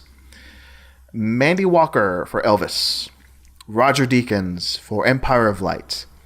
And Florin Hofmeister for Tar. Oof. What are we thinking? Marcus? Interesting cat. Very interesting cat. What a cat. Now, surprising cat. Inarritu's film, Bardo, False Chronicle, and a Handful of Truths. I mean, he must have, like, got a monkey paw or something, because, like, now every single movie he makes, it has to be nominated at least in one category, and this is the one category. Bardo, a movie I still refuse to see, which I guess I might have to see now. A film site on Twitter, a film account that has, like, 12,000 followers. They asked the question, "What's Empire of Light?" Shut up. Shut the fuck up. Like, if any regular person can ask that, but what? It was like Slash Film or something asked that? No, like, it wasn't Slash Film. I think it was like Screen Slants, another name like that. I'm not going to look it up. But don't fucking do that. Anybody, you know what? It goes back to, actually, hold on. We might talk about this later too, about feigning interest or like feigning ignorance, pretend to be ignorant about a certain thing. But this in particular, just one, you're a prominent site on. You have a lot of followers on Twitter. You're apparently a prominent film website. You should know what Empire of Light is. Let's look at who they're nominating here. Roger Deakins. That's right, Roger Deakins, a two-time award winner, Academy Award winner. One of the best to ever do it. Indisputable how good he is at his job. I mean, Marcus, you know who directed Empire of Light, right? Oh, God. So I know it so well. You know, because we've talked about it several times. We've talked about it, yeah, and it's definitely the same guy that directed American Beauty, and that's how I get it back to Sam Mendes. Sam Mendes. Yes. So if Sam Mendes, whoever runs that Twitter account with 12,000 followers, listen to this podcast, and you'll know what Empire. You seen this one though? You seen this one? Have you seen this? Have you heard about this? Empire of Light? Yeah, have you seen it? Have you seen it? Have you heard about it? I did. Oh, like this is what they're here. They're here. I was talking about. I am actually asking. Oh, you're actually asking me if I've seen it. Yes, is it a good looking movie? Like, what's up? Okay, I talked about it last episode because somebody brought it up in the Discord picks for best score. Reznor Ross did the score for Empire of Light. Roger Deakins did the cinematography. God, I'm forgetting who stars in it. But those three elements, the star of the movie, the cinematography, the score, all the best things about it. Other than that, unfortunately, kind of a meh movie. But it does look good. It is. Olivia Colman, by the way, stars in the movie. I think she's very good in it. Roger Deakins shoots the fuck out of this movie. Like, it's the most beautiful looking movie theater in a movie I think I've ever seen. And that's thanks to Roger Deakins. So that alone is worth that nomination. But who's going to win? I'm going to say... Let me go first. Oh, this one's tough. You know what? Oh, boy. This is very hard. This is very tough because it's... Okay. This feels like a 20% chance of everything we've done so far. This one feels like the most even split. I got one. I'm gonna go with All Quiet on the Western Front. Marcelo, you son of a bitch. Yeah, that's what I wanted to say. Okay, we'll both get it. Okay, we both got All Quiet on the Western Front. Yeah. Okay. My rationale is there are movies like this, like All Quiet on the Western Front, that come out of nowhere seemingly and sort of pick up nominations and awards, and we just have to be happy with it, content with it. So I think this is a case where it's definitely like something more fresh than what we've seen. I'm trying to think through the eyes of an Oscar voter. It's like, okay, yeah, Tar I've seen already, Empire of Light, Elvis, Bardo, but All Quiet. It's like maybe something new, something fresh. It's like, oh, I'll pick that. It's kind of it's a unique choice, maybe. I don't know. I'm trying to rationalize this. Do you have any thoughts? I love Tar in this category. I think that's a gorgeous movie. Probably my favorite thing about the movie, frankly, is how well it looks. It looks so good. However, they lit the movie perfectly. And obviously I love Elvis in this. It's just great. You want to talk about that maximalism. Did it get into editing? Have we talked about have we done editing yet? We haven't done. We have not done editing yet. It's coming. So I won't talk about that. In terms of snubs and flubs, I feel like this is a big category. I'm surprised no Banshees. I wish Banshees was in there. The gorgeous movie. Banshees was in the running for sure. Everything Everywhere All at Once, frankly, as much as I dislike that movie, I'm like, they replicated a lot of different film styles, and I think they did it very well. Another big snub, another big flub, Claudio Miranda for Top Gun. I've seen so many people saying Top Gun. And another one. Yeah, dude. Here's another one. Dude. You ready for this? What's up? Hoyt van Hoytema for Nope. For Nope? Are you fucking kidding me? Did you see Nope? Did you see how good that looked? Another one. This one got nominated for the American Society of Cinematographers. They recognized it, but the Academy didn't. Greg Fraser for The Batman. Another snub. Sure, but yeah, definitely Bardo. Whatever. Bardo. Yeah, I'm saying All Quiet. I'm with you. Yeah. And again, this is sight unseen. This is just my gut feeling right now. By the way, Talk Film Society Awards, comparing this to the Oscars, the ones I just named, Nope, Top Gun, The Batman, they're all in the Talk Film Society Awards, along with The Northman, Jaron Blachke, and Kim Ja-young for Decision to Leave. We have no overlapping picks. I was just going to say that. There are 5 out of 5. Nothing is the same. What do you like more? Which list do you like more? I'll put you on the spot. I know you can't say that, but you got to say it. I'll admit I like the Talk Film Society Awards category a little bit better. Because so biased. Because, hey, I love Top Gun Maverick. Shut up, Marcus. I love Top Gun Maverick cinematography, the Nope cinematography there, Decision to Leave, getting some recognition. The Batman is nicely lit. It's fine. The Northman getting in there, too. That's exciting for me. I love the Northman. That's cool. Very cool.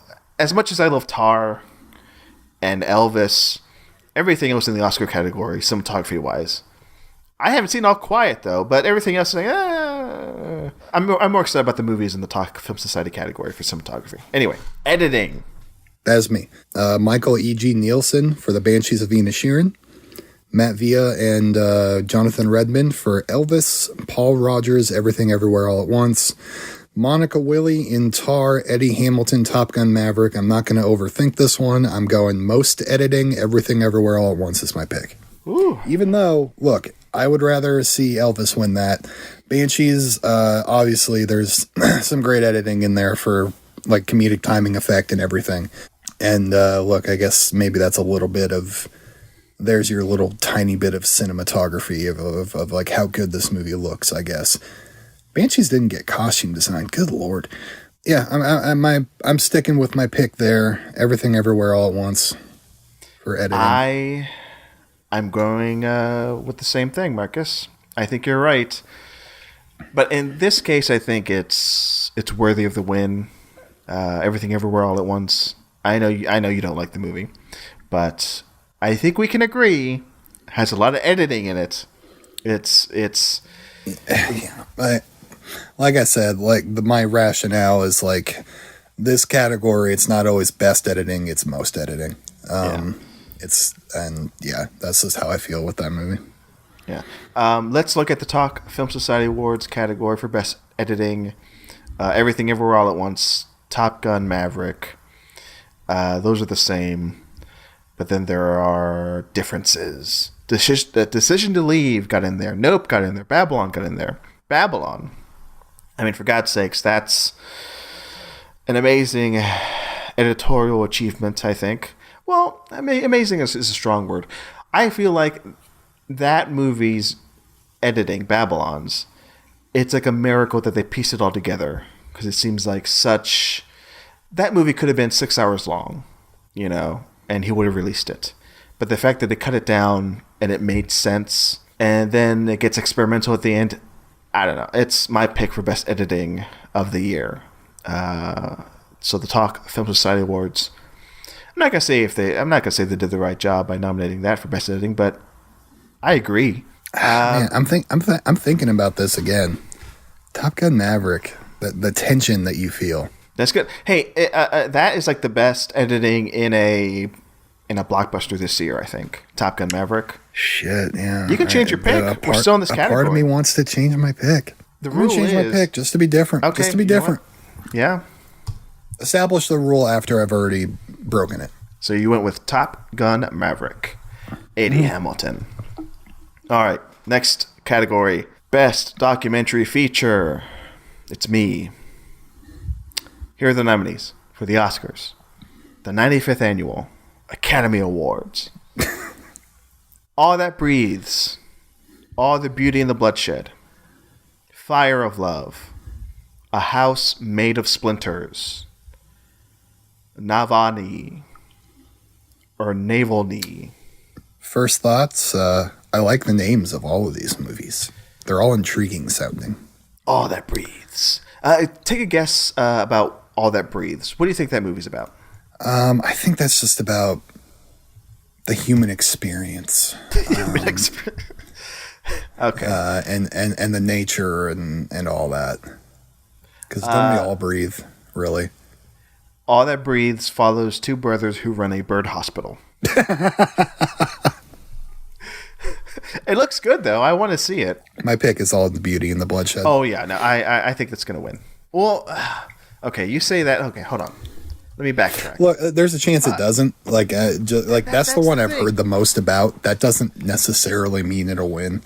That's the thing. And like the subject matter that movie's dealing with, like I don't necessarily like that doesn't scream it's going to win to me. But that's why I'm going with. I think the more I haven't seen the other four. I have seen All the Beauty and the Bloodshed. I think that's amazing. It's one of my favorite movies of the year. But I'm going to go with like what I feel is like the more populist pick. I'm going to go with Fire of Love. That's what I think is going to win at this point. And that one's just about the human experience of falling in love. Is that your guess? Is that what you think Fire of Love is? Yes, I don't know. I know a title. That's it. Fire of Love tells a story of primordial creation and destruction, following two bold explorers as they venture into the unknown. That sounds about right to me. A House Made of Splinters. I think this one's about the human experience and how sometimes it can feel like it's you're going through a divorce and you feel like this house is not my home anymore. A House Made of Splinters is about children and staff in a special kind of home, an institution for children who have been removed from their homes while waiting court custody decisions. Hey, pretty close. You got it pretty close. And Navalny, I think that's about the New York Navy. Naval and why?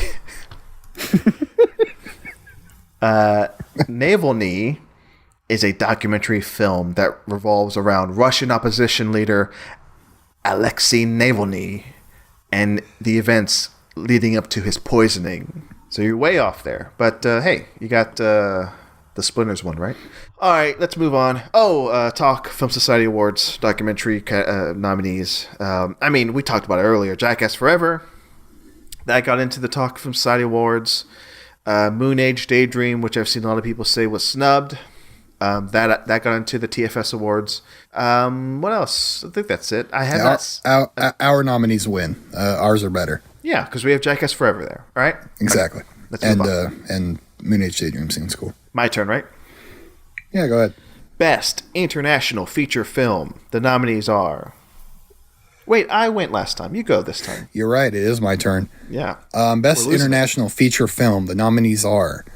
If you're just tuning in, we are running down the list of the Oscar nominees. These are the Best International Feature Film nominees. The 95th Annual Academy Awards. 95th Annual Academy Awards being held in 2023. It's over but they are reviewing the 2022 film season. All Quiet on the Western Front. I don't have countries here. Argentina, 1985. I'm going to guess that's Argentinian. All Quiet. Hold on. I'll look up the information. You just read the list. Yeah, sorry. All Quiet on the Western Front. Argentina, 1985. Close. E.O. And The Quiet Girl. Ooh. That girl is so quiet. Any thoughts on that? Oh, hold on. The country. Sorry, Marcus. I asked you a question that told you to shut up. All Quiet's like Denmark. What is it? Germany. All Quiet on the Western Front. Germany. Argentina, 1985. Spain. No, I'm joking. It's Argentina. You got it. Close. Belgium. EO. Poland. The Quiet Girl. Ireland. So they went with some English-speaking countries there. Look, it's just simply because it's nominated for so many things, I have to say All Quiet on the Western Front. I don't know anything else about any of the other movies. Of course, I'm rooting for my homeland of Ireland and The Quiet Girl. But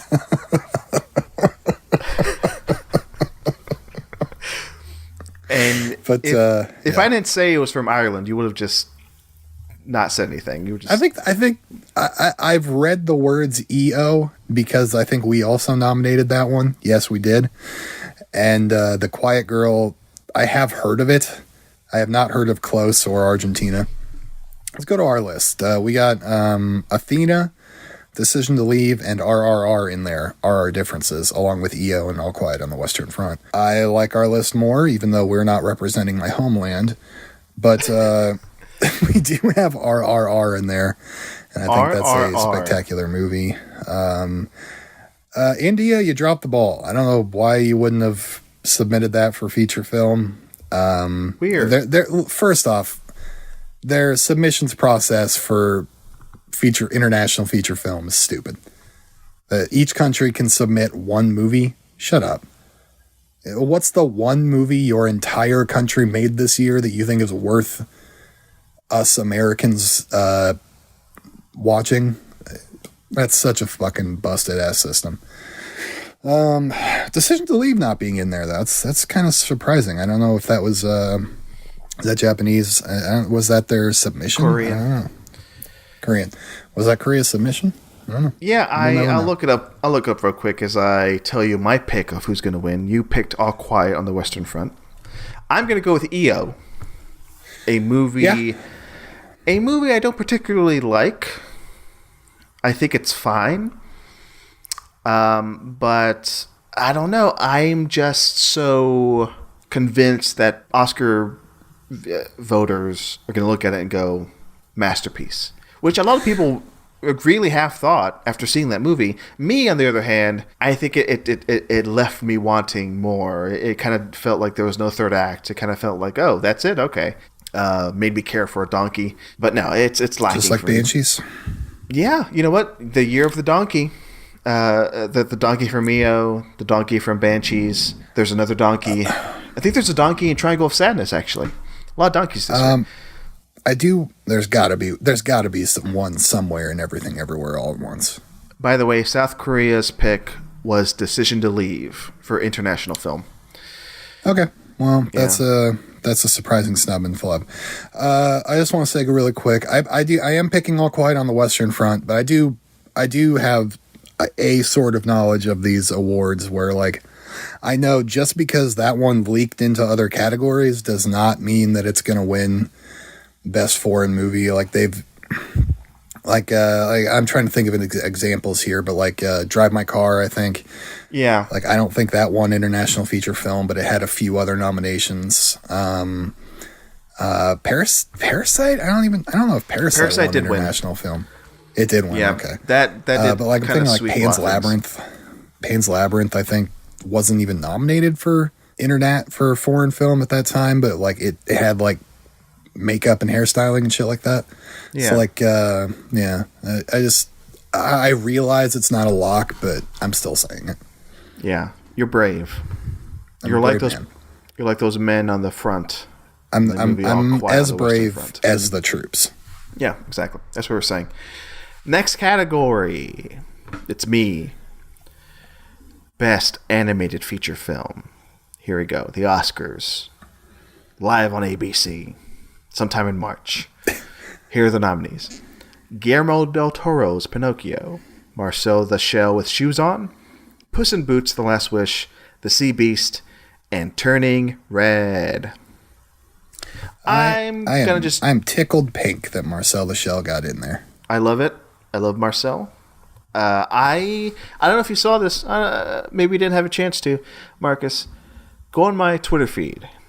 I retweeted a tweet from A24. They shared a video of Jenny Slate doing Marcel the Shell, the voice, reacting to the nomination.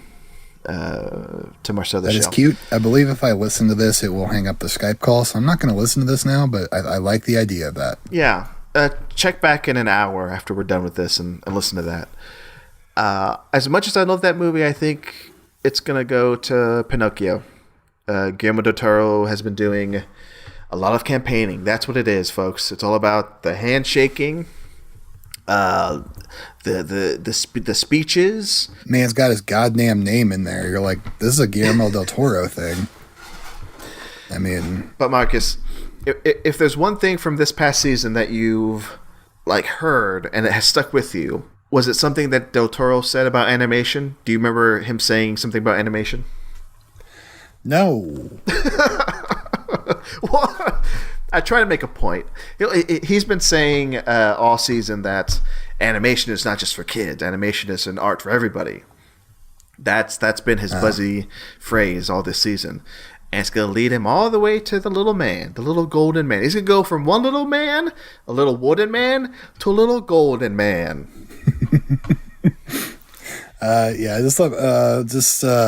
Yeah, I agree with you. Pinocchio is going to win this one. Gotta say, I like the cat. I like the category. I like all his nominations, and I like our nominations even more. But from everything I've seen from my animation liking friends, everybody's all over Puss in Boots. Everybody loves Pinocchio, Marcel. I have not heard of the Sea Beast, but I've heard it's good now that people are talking about it. And I thought Turning Red was good. A good Pixar movie. I'm not upset that Pixar movie got nominated. Pinocchio is my pick, but we go to Picnicchio.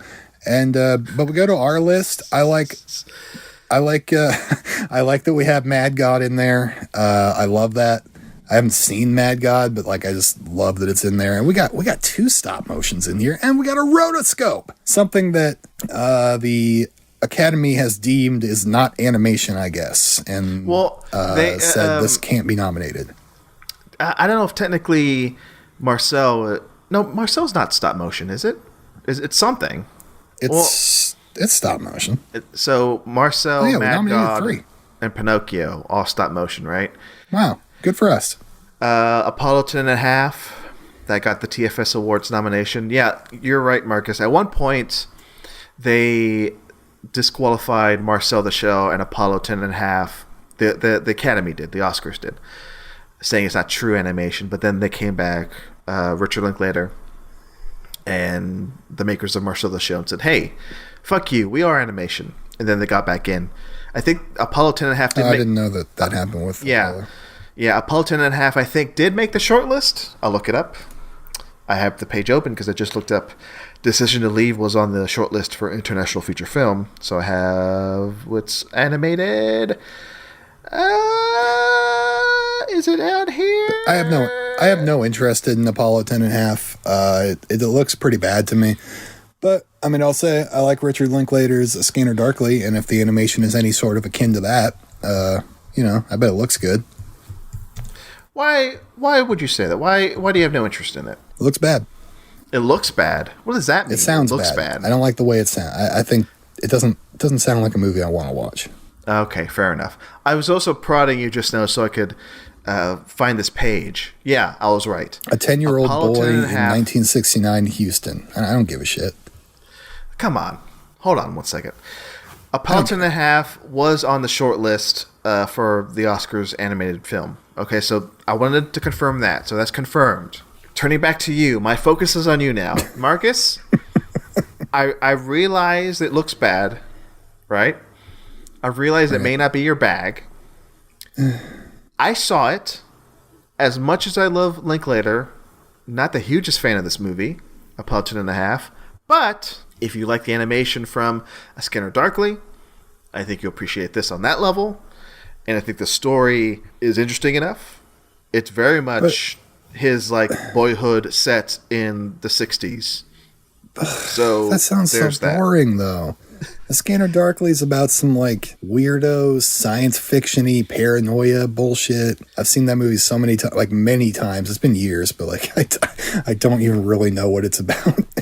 But it has Keanu Reeves, and Woody Harrelson. Like, that's so much more interesting to me. You know what? I'm not that big of a fan of rotoscoping that I need to see it.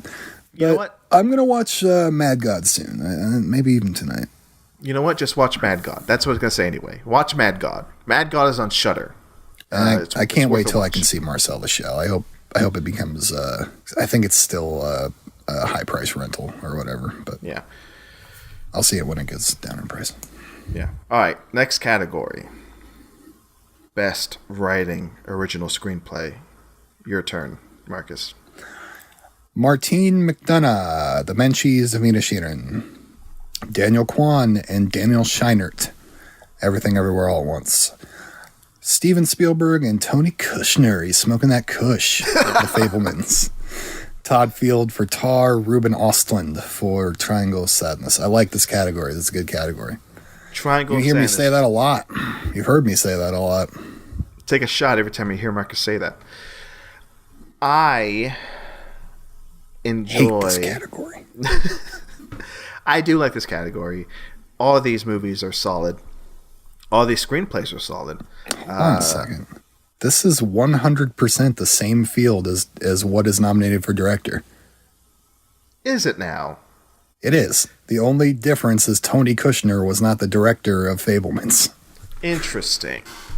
So Steven Spielberg couldn't put down his camera to let his friend Tony Kushner direct. They couldn't direct together. Hey, come on. Get in here. Direct this one scene. Come on, dude. We get co-director credit. Let's do a little Sin City thing here, where you direct a scene, what? Tony Kushner. Yeah, gotcha.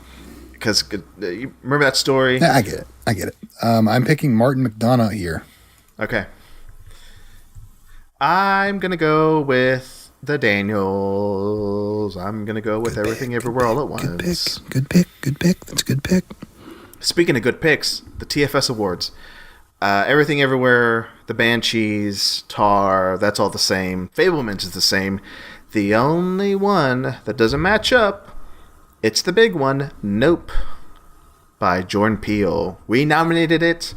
Oscars chose not to. They chose this fucking guy from... I mean, he's the dark side. He's a good director. I don't want to shit on this guy. Ruben Oslo. Where is he from? He's got 2 Palme d'Ors. We can shit all over him. He does have 2 Palme d'Ors, and one of his movies was remade by Will Ferrell. So he's good. I mean, he's good, man. Like that's good, man. That's in that like higher echelon. Nobody just gets that shit, you know. 2 Palme d'Ors and a Will Ferrell remake. Yeah, come on. This Swedish motherfucker. He's from Sweden, by the way. You Swedish bitch. Yeah. All right. Next category. Go ahead with your next category, Marcelo. Best Adapted Screenplay. The nominees are, for the Oscars, the 95th annual, All Quiet on the Western Front, Glass Onion and a Knives Out Mystery, Living, Top Gun, Maverick. Holy shit, there are a lot of writers on that. And Women Talking. I chose not to read the writers, the screenwriters. 5 people on Top Gun Maverick. Yeah, I think we talked about this when we talked about adapted screenplay. Aaron Kruger, Eric Warren Singer, Christopher McQuarrie, with story by Peter Craig and Justin Marks. Those are the credited writers for Top Gun Maverick. Yeah, of course, Tom Cruise added so much shit. My pick is Glass Onion. I picked it first. Marcelo can't pick it. All right. Okay. I'm going to go Sarah Polley, Women Talking. Wow. Okay, wow. Yeah, it's going to be the one that's more Hollywood friendly. Like, oh, Sarah Polley, she's been around forever. Sure. Not to belittle her work. I think Women Talking is a great movie. And I'm glad I got that Best Picture nomination so more people can see it. But yeah, like I said, I mean, she's been an actress. She's a director. She's a great writer now. So I think it's going to be a well-deserved win. Rian Johnson, he's been around, but not as prestigious, let's say, as Sarah Polley. So that's where my heart's going to go. It's going to go with Sarah Polley over Rian Johnson. He's got some of that genre stink on him still. Some of that Star Wars fucking Cheeto dust in his hands that he can't get off. Our differences for our picks were we had Glass Onion and Women Talking. Then we had Guillermo del Toro's Pinocchio, 3,000 Years of Longing, and my surprise, Bones and All. That's shocking to me. Well, both truly shocking. For me, 3,000 Years of Longing and Bones and All were both shocking entries, nominations in the TFS Awards Adapted Screenplay, because I think those were the only nominations that it got, Bones and All and 3,000 Years of Longing. Yeah. And to put them in screenplay and not like anywhere else, confusing to me. Dude. You said it. But hey, I'm excited that those got in somehow. I mean, I do like those. I like Bones and All a lot. I have not seen 3,000 Years of Longing again, as I promised to, because the first time I saw it, I wasn't in a good mood. I'll see it again, Marcus, I swear. All right. Yeah, so now we're getting into the biggest cats of all. Big fat cats. The big CEOs of the Oscars, one would say. The BFCs here. For the Best Supporting Actress, 95th Annual Oscars hosted by Jimmy Kimmel. Going to be presented by Troy Kotzer, winner last year of Coda, one would assume. Best Supporting Actor last year. Nice moment last year. Wasn't that nice? Yeah. Best Supporting Actress, Angela Bassett, Black Panther, Wakanda Forever. Hong Chow, The Whale. Carrie Condon, The Banshees of Inisherin. Jamie Lee Curtis, Everything Everywhere All at Once. Stephanie Sue, Everything Everywhere All at Once.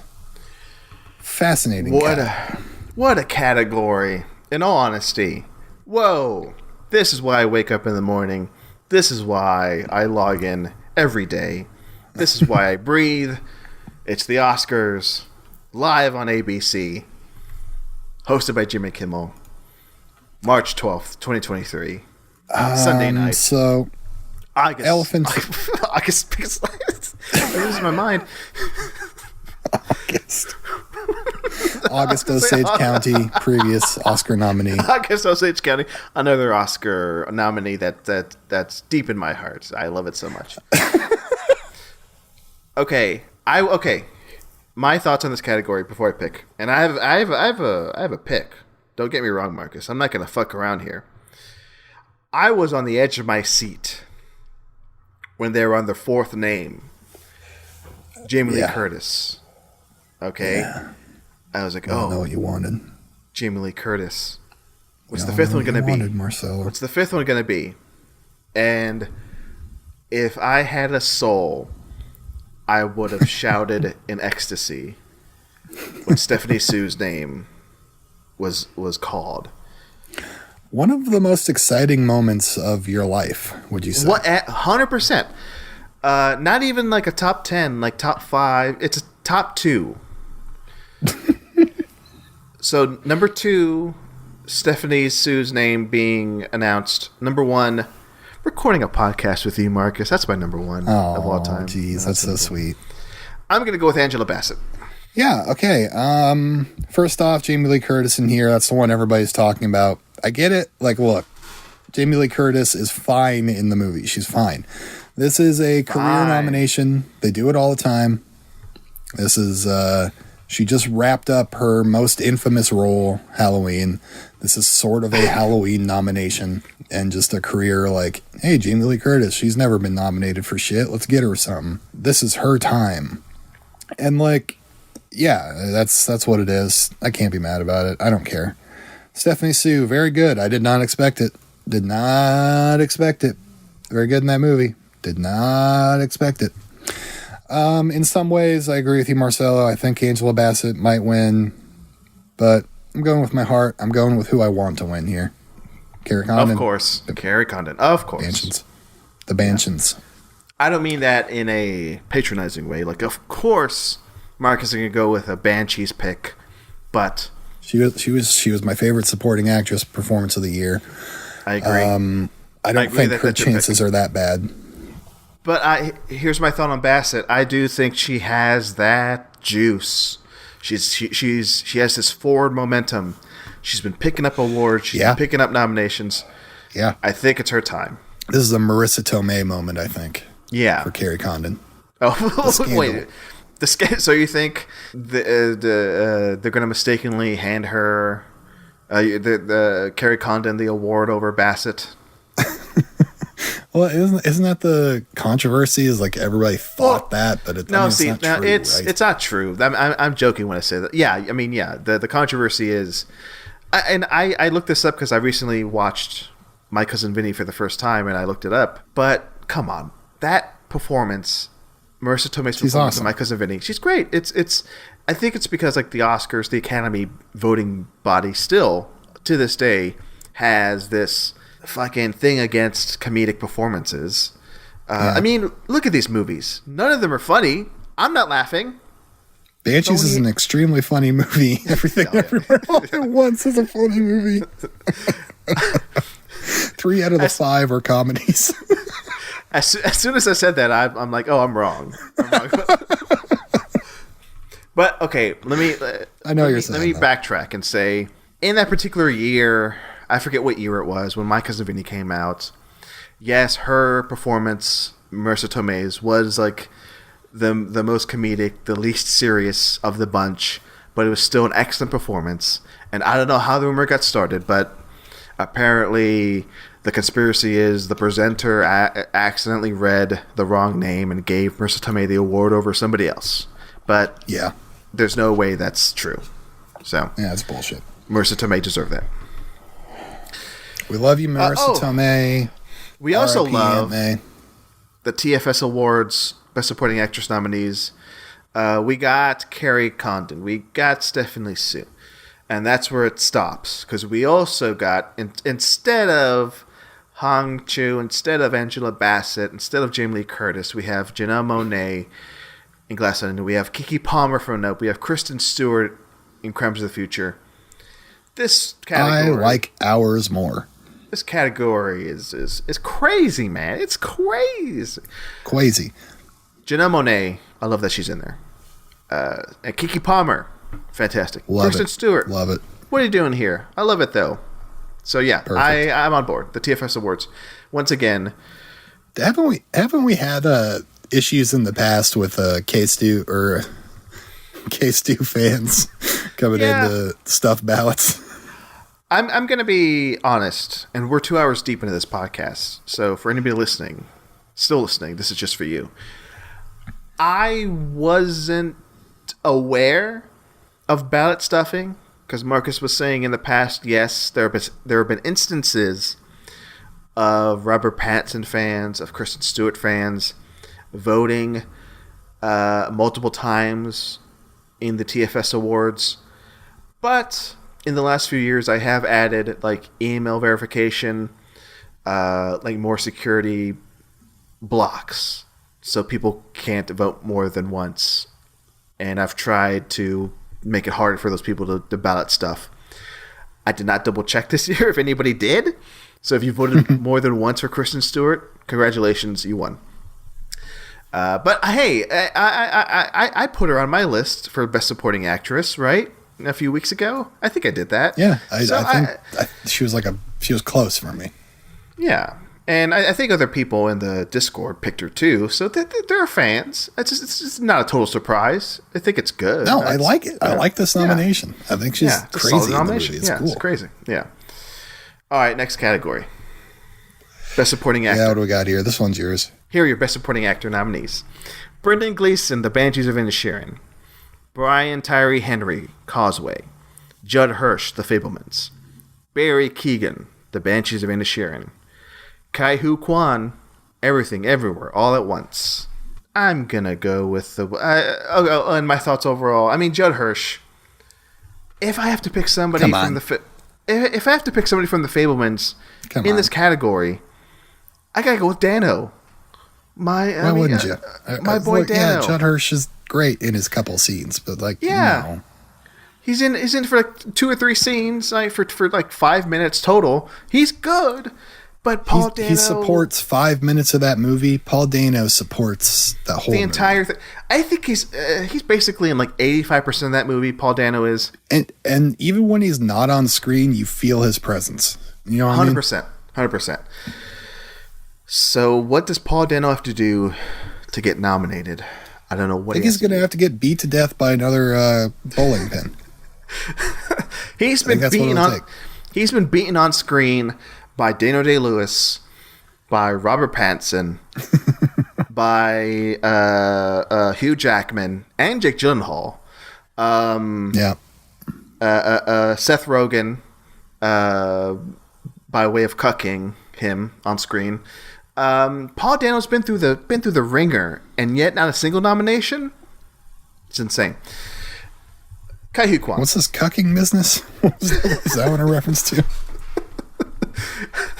That's the plot of Fabelmans. Seth Rogen cucks Paul Dano. Right. Yeah, you're right. I wasn't. Yeah. I went with Kai-Hu Kwan. Yeah.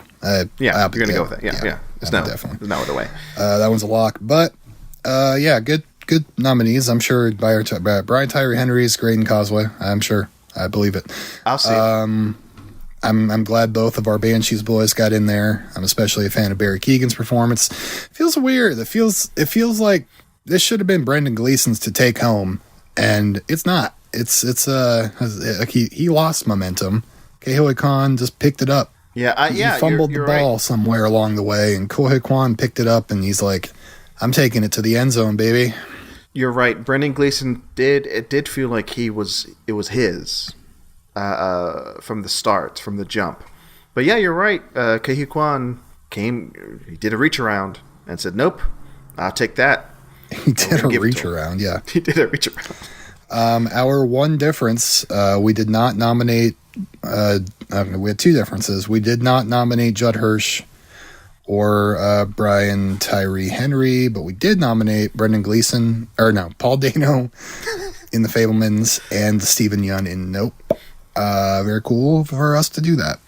Congrats, us. I think so. Definitely the Paul Dano thing. I just went through my reasons of, Paul Dano deserves a nomination, and TFS Awards, we got him one. So, Paul Dano, your dreams have come true. The Talk Film Society Awards. He goes, "Oh boy, I'm a nominee at the Talk Film Society Awards. I'm retiring." Stephen Yeun. Best Actress. Okay. To be handed out by the Best Actor of last year. Who was it? Ooh. Oh, God, this is a good game. I don't know either. Best Actor last year. Wait a second. Was it not... Or was that 2 years ago? Was it Mr. Tony Hopkins? That was That's 2 years ago. Yeah. Who was last year then? Gary Oldman? No, that was like 6 years ago. let's think about the movies from last year. Name a movie from last year. Yeah, definitely I can do that. Come on. Dune. Card Counter. The Card Counter. In the Heights. Halloween Kills. Cruella. I've run out. I can't think of any more. King Richard, Will Smith. He's not going to present this award.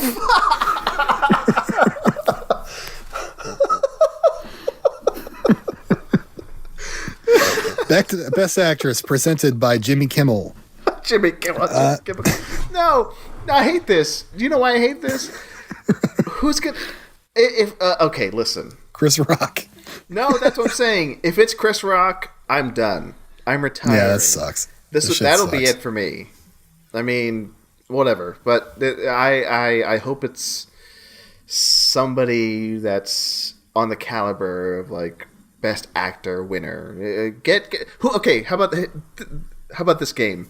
Who'd be a good like replacement? Who'd be like, you'd be like, oh, perfect. He's presenting the award to the Best Actress this year. Leonardo DiCaprio. You know what? Yeah, perfect. DiCaprio. Get DiCaprio there. Prestigious. Good. Done. Yeah, presenting to potentially Kate Blanchett in Tar, Anna de Armas in Blonde, Andrea Riseborough in To Leslie, Michelle Williams in The Fablemans, Michelle Yeoh in Everything Everywhere All at Once. A lot of Michelles in this category. So many Michelles, too. 2/5 of this, 40% of this list is Michelle's. I'm very happy that Ana de Armas got in here. I kind of didn't think it would happen, but I'm very glad that they recognized madcap performance for the ages. One for the history books and the history books, because that director is such an awful man. I think Kate Blanchett is going to win this one. You think Kate Blanchett? All right. Now we're getting into territory of we've done this before. I just realized. I don't remember what I do remember what I said. We both said Kate Blanchett. We both said Kate Blanchett, huh? Will I say Kate Blanchett now? You know what? I'm gonna throw. Part of me wanted to change. I'm gonna throw a curveball. See this? See this? Throwing a curveball. You can't see this, can you? I can see it. I'm gonna go with Michelle Yeoh. Marcelo? You're wild for this one. I am. You know what? As of today, and things could change. Again, we'll look back at this and say, you fucking idiots. But for right now, Michelle Yeoh, I believe, is going to win the Best Actress Oscar. There's even a little bit of part of me that's like Michelle Williams. Yeah, she could. You know what? What could happen is it could be a face-off between Blanchett and Yeoh, and then who's going to come in and do a reach around and get the award at the end? Michelle Williams. That could possibly happen. There is just that little bit of part of me that is like, I want to say Michelle Williams. She's absolutely serving right now. Yeah. And we have to talk about this because we've talked about it all season long. Andrea Riseborough from To Leslie. I mean, we can't go a single episode without talking about To Leslie. Right? It's the movie on everybody's lips this Oscar season. It really is. Yeah. And I've been saying it. It's my favorite film of last year. I think that if you haven't heard of To Leslie, I think you're an elitist prick. Yeah. Who actually knows nothing about movies. Yeah. And you will die in hell. To Leslie. Okay, here's what's happening with To Leslie, or here's what happened. Here's the breakdown, and I know this because what happened to Leslie. Here's what happened to Leslie. Is this To Leslie? Nope. No, surprisingly. So To Leslie, I knew about it before all of this happened. Okay, sorry to burst your bubble, Marcus, because I've known about this movie for months. Years. No, just a few months. Back in gotcha. Well, actually, almost a year. Because I think it was playing at South by Southwest 2022. I don't care. Say your thing. I'm trying to say it, Marcus. So I heard about this movie March 2022 because it was playing at South by Southwest. Hey, Marcelo heard about this movie, guys. I'm trying to finish my thought. What the fuck do you want, dude? So To Leslie, to me, felt like a movie that just disappears after playing at a festival. It happens to thousands of movies every over day. The course. Basically every day. Every day there's a film festival. Every day there's a festival that plays hundreds of movies. And how many of those movies will Marcus Irving see? What's your name? Marcus Irving. Yeah, like 4, probably. Yeah, how many of those will you see? 4? 3? 5? 6? Like maybe on a good one. 5. So I didn't even see To Leslie at South by Southwest, and I saw like 30 movies at South by Southwest last year. I saw it on the schedule, and I was like, "Oh, Andrea Riseborough, love her, so great and everything. I want to see this, but I didn't get a chance to see it." Cut to 2 weeks ago, when I'm like, "Why are people talking about this movie?" It just disappeared. It happens. This never happens. A movie like To Leslie that just pops seemingly out of nowhere, only because she's been campaigning herself for the Oscar. She's been presumably going to her celebrity friends saying, "Hey, do me a favor, get my name in there. There was this whole weird thing on Twitter where like a few celebrities were like tweeted like almost word for word the exact same thing about her into Leslie. Yes. And I think that was all a very calculated move on Riceboro's parts and her PR team, presumably, just to get people to either see the movie or vote for the movie, or see it and vote for it. Or like it had already been seen and voted for, and they're like, this could probably happen. Let's make sure people have heard about the movies somewhat. Yeah. So to me, they're not totally blindsided. So to me, it's not a case of like a movie coming out of nowhere. It's a case of like a very smart actress playing the game perfectly, so that she got a nomination. Like she got in. Like she killed the king with a pawn. Yeah. So what?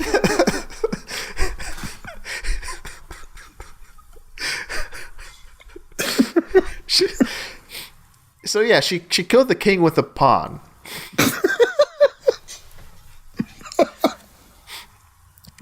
Anyway, pawn h3 to king knight d4. Yeah, and to Leslie, we say we salute you.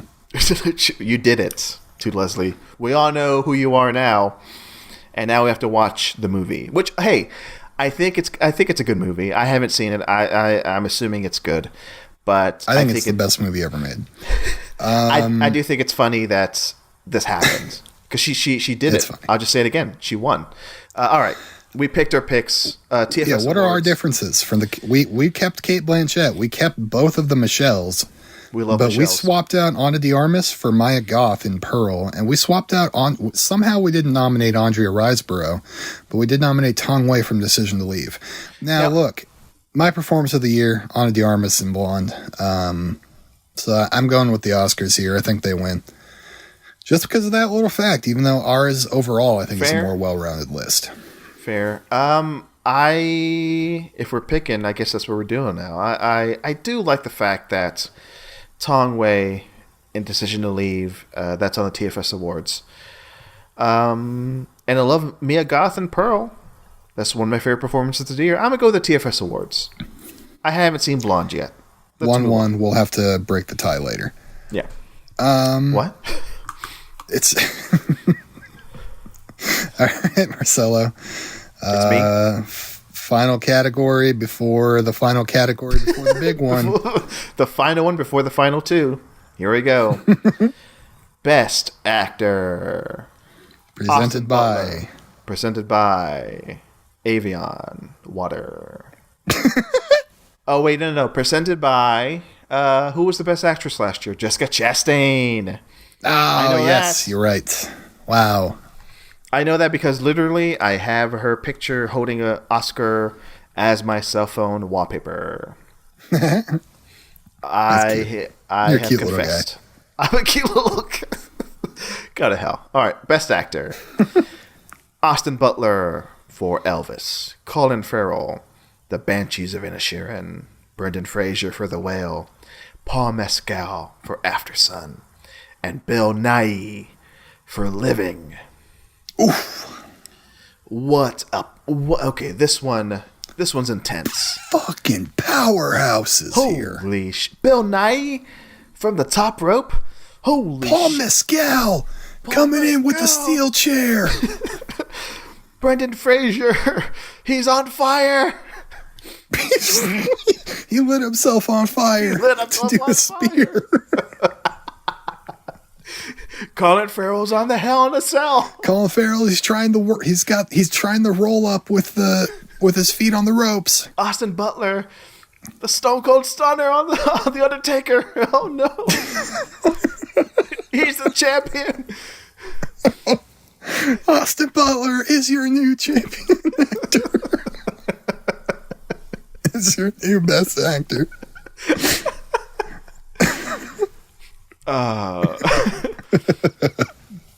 But this is a Royal Rumble here.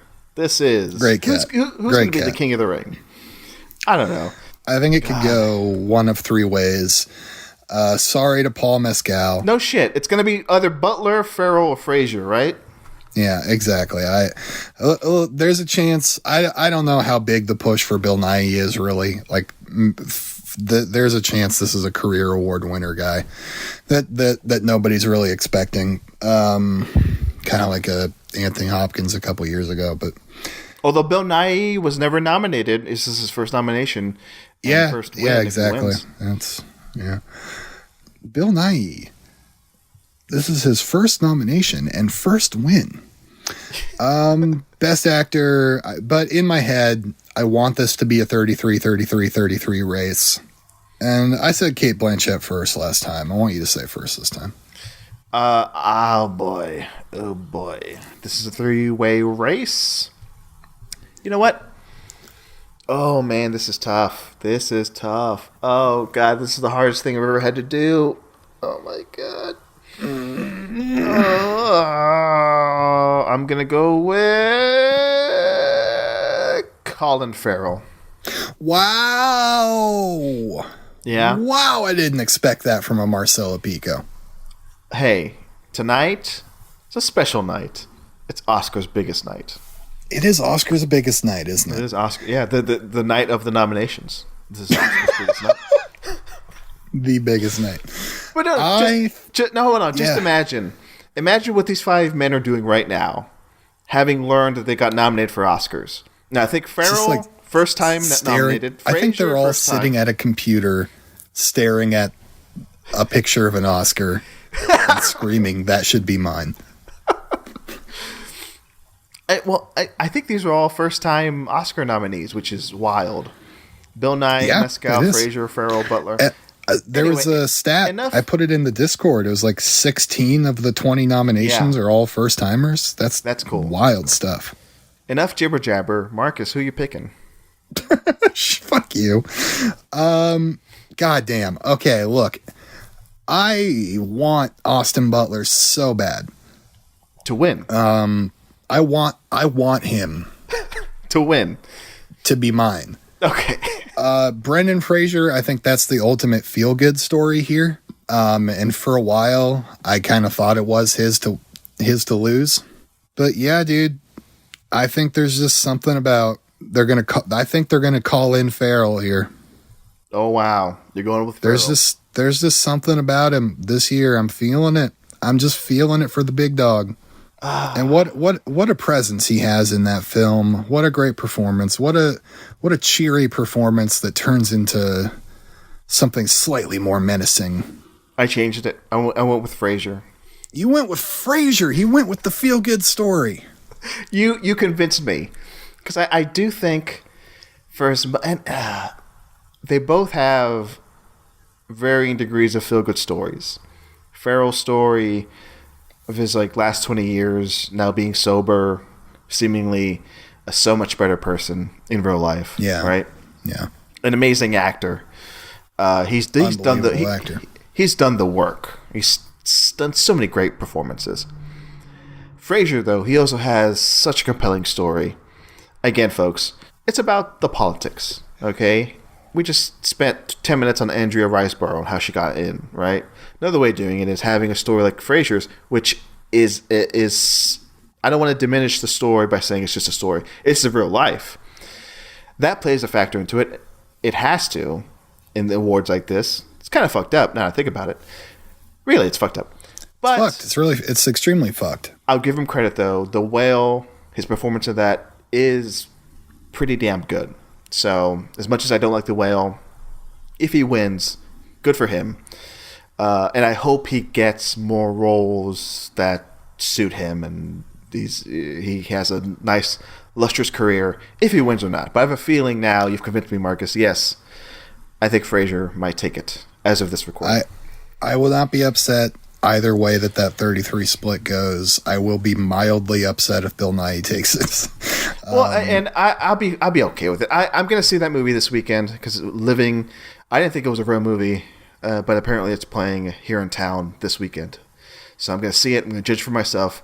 He may be great in it. Who knows? But Yeah, it has the feeling now of like he's been around for so long, he's done so much great work. Now we got to He recognize might die soon. He might die. Let's hope not. I know. Listen, Marcus, I know we joke around a lot. It's almost been 3 hours. I just don't want to joke about Bill Nye dying. Okay, that's the one thing. No, the man from that Christmas movie. The man from that Christmas movie. I would never wish that him to die. Yeah, Love Actually. He's like the worst part of that movie. I love him. Marcelo, I think it's time for us to talk about our nominations. I forgot about that. We nominated Austin Butler, Colin Farrell, Brendan Fraser, all the same. But we swapped out a couple. Ooh. And I think we made almost a better list, if not a better list. We said Daniel Kaluuya for Nope. Hey, buddy, I think that makes it a little better. And Gabrielle LaBelle for The Fabelmans. My second favorite childhood performance of the year. Love that kid in that film. So good. Does a fantastic job. Say that again. You love that kid. I love that kid in that film. Okay, in that film. Now, I wish we also could have squeezed in Paul Mescal there, because that seems like a very great performance from everything I've seen. But we didn't do it. But it's okay, because Daniel Kaluuya is fucking great. Gabrielle LaBelle is pretty fucking great. I will say, you know what? I'm giving our points to TFS. A peek behind the curtain. Paul Mescal was in the running, but he did not make the top 5. I'm sure he was. TFS Awards.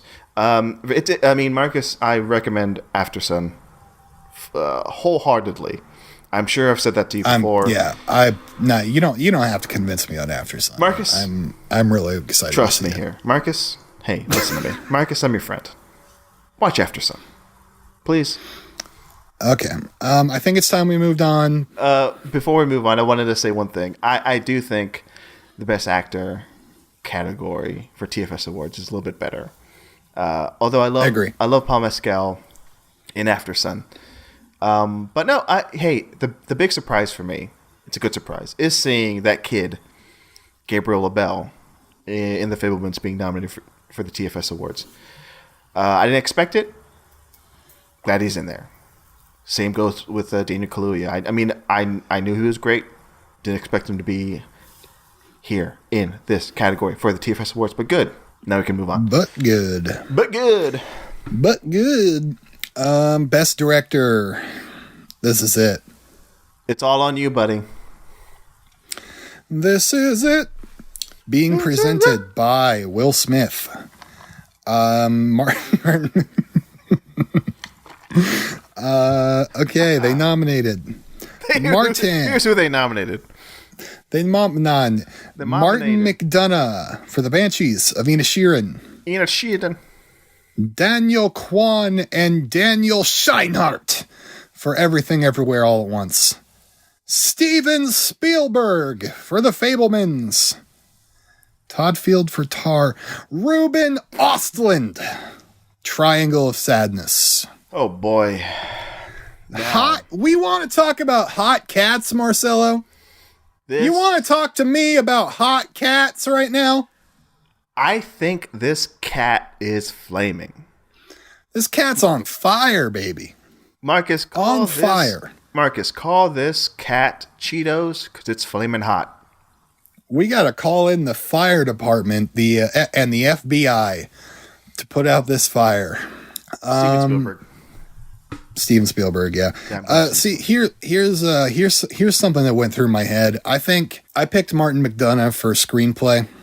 And in my thought process, both of these two men, Steven Spielberg and Martin McDonough, they're walking away with an Oscar this night. I just don't know. I think it could be flipped for some weird ass reason. But I'm going for saying Steven Spielberg. He's kicking that co-writer to the curb, and he's taken the award for himself. What's he known for? What's Steven Spielberg known for? I'm the best writer in the world. I don't think so. I think you're the best director in the world, asshole. So yeah. Hey, look, I'm going to say this though. I would not be surprised if the Daniels somehow dick their way on stage there. Yeah. What you mean, like after Spielberg gets announced as a winner, then the Daniels come they up? run up there and they just like pull his pants down to prank him or something. Then they pull out a dildo and just slap his face around with it. Yeah. Yeah. TFS Awards. Yeah, what do we got? I don't know. So instead of Mark McDonough, instead of Ruben Östlund, I think that's it. We have James Cameron for Avatar. We have Jordan Peele for Nope. So Jordan Peele comes right in there. Best director slot for TFS Awards. James Cameron, King of the World, right in there. Yeah. James Cameron not being nominated for director is bananas. I'm sure he was like number 6, number 7 on the ballot. I mean, for the Oscars. I have to think so. Because, come on. The movie is incredible. And also, he did it. He fucking did it. I think his achievement is as impressive. And I think it is as big and as stupid a snub, whatever, as Richard Linklater not winning for Boyhood. Like, just not nominating James Cameron here is stupid.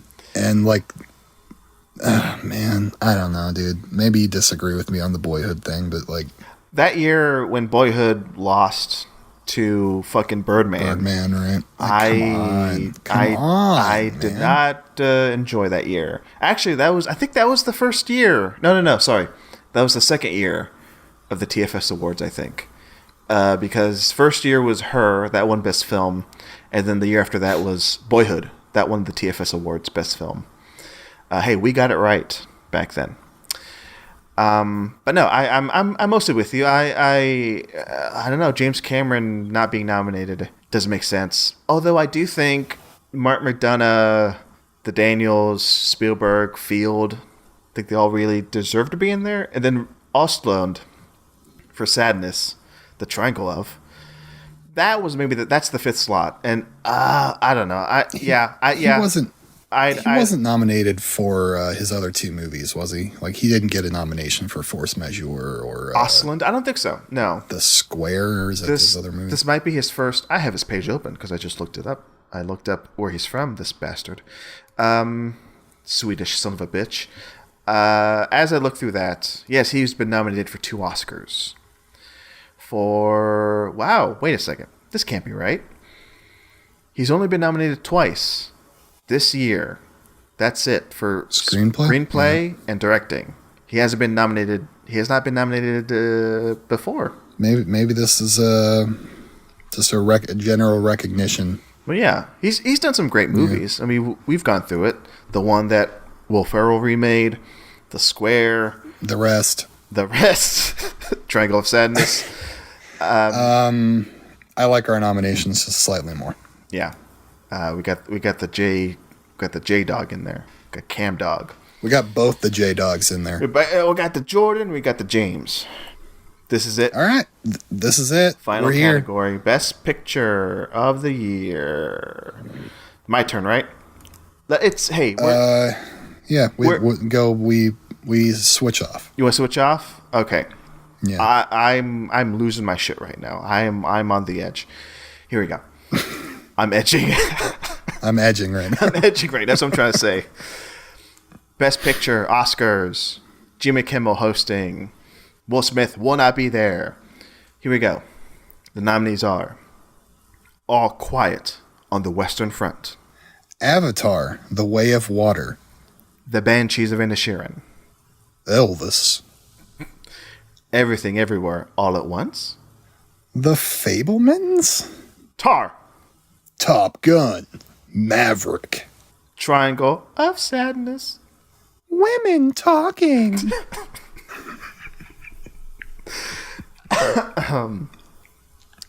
So 3 hours ago, we talked about on the Western Front. Yeah, we should have done. Should we take that again? Should I just say, "All quiet on the Western Front"? No, let's not do it again. We talked about this 3 hours ago. We talked about. I need to learn how to speak Na'vi to say the Avatar Way of Water. I see you. I see. Is that what they say in that movie? I see you. And then the whale says, No, you haven't seen it yet, Marcus. God damn it. You haven't seen Way of Water. Oh, and you do an Irish accent for Banshees. That was yours. The Banshees of Inisherin.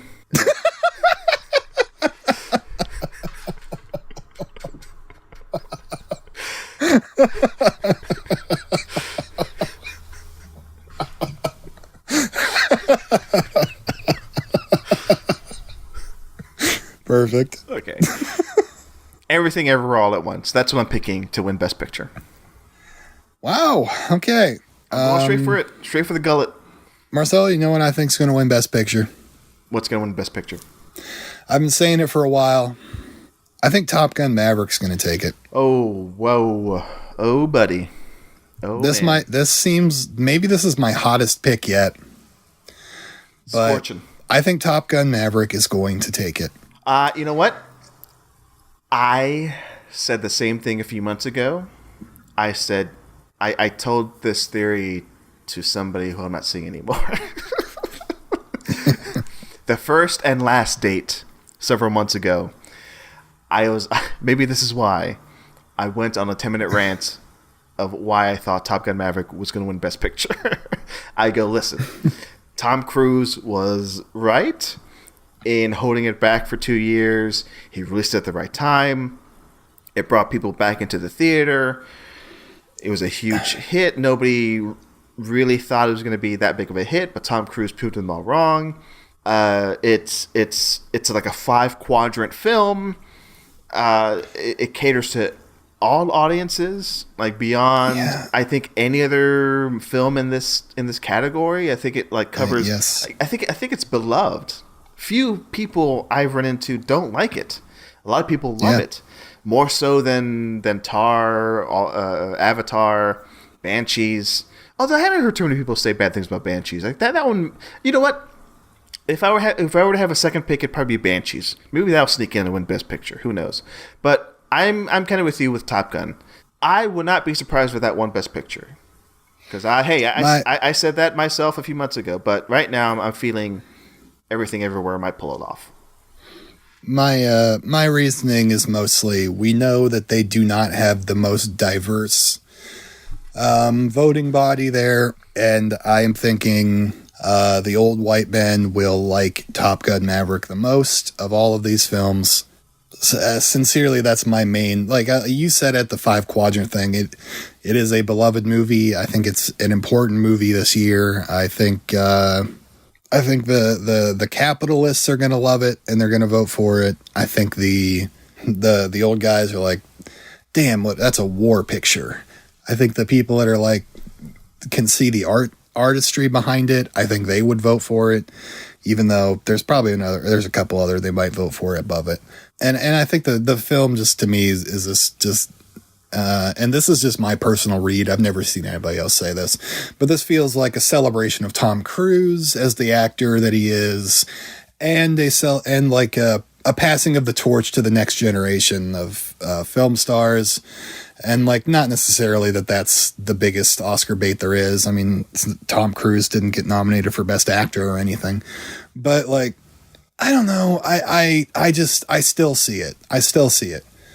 I agree with you a little bit that I was feeling more gung ho about that choice a month or two ago, but like, I see it. I see it happening. Top Gun Maverick takes it home. Yeah.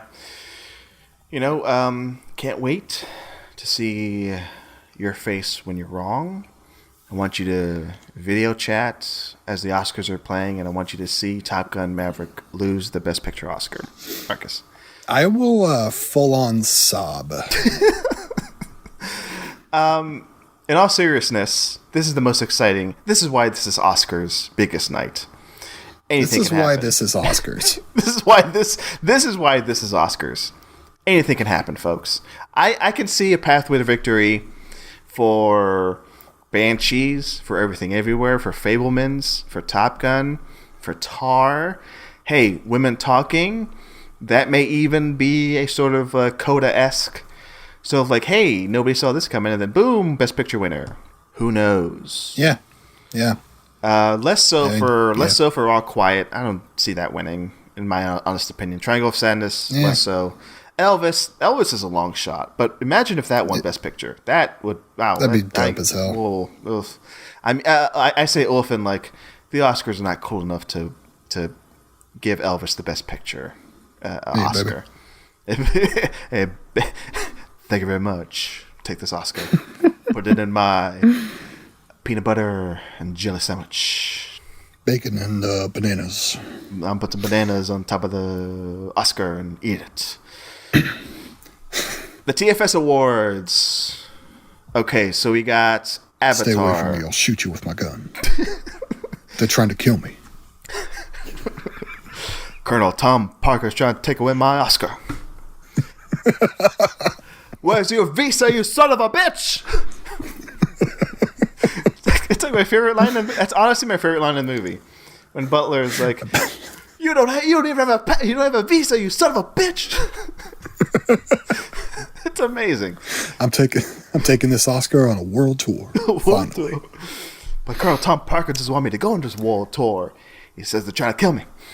All right, that's enough Austin Butler impression. Okay, TFS Awards. All right, Tom Hanks impressions. Colonel impressions. Well, see here now. This I think that this Oscar it belongs. It's both of ours, right?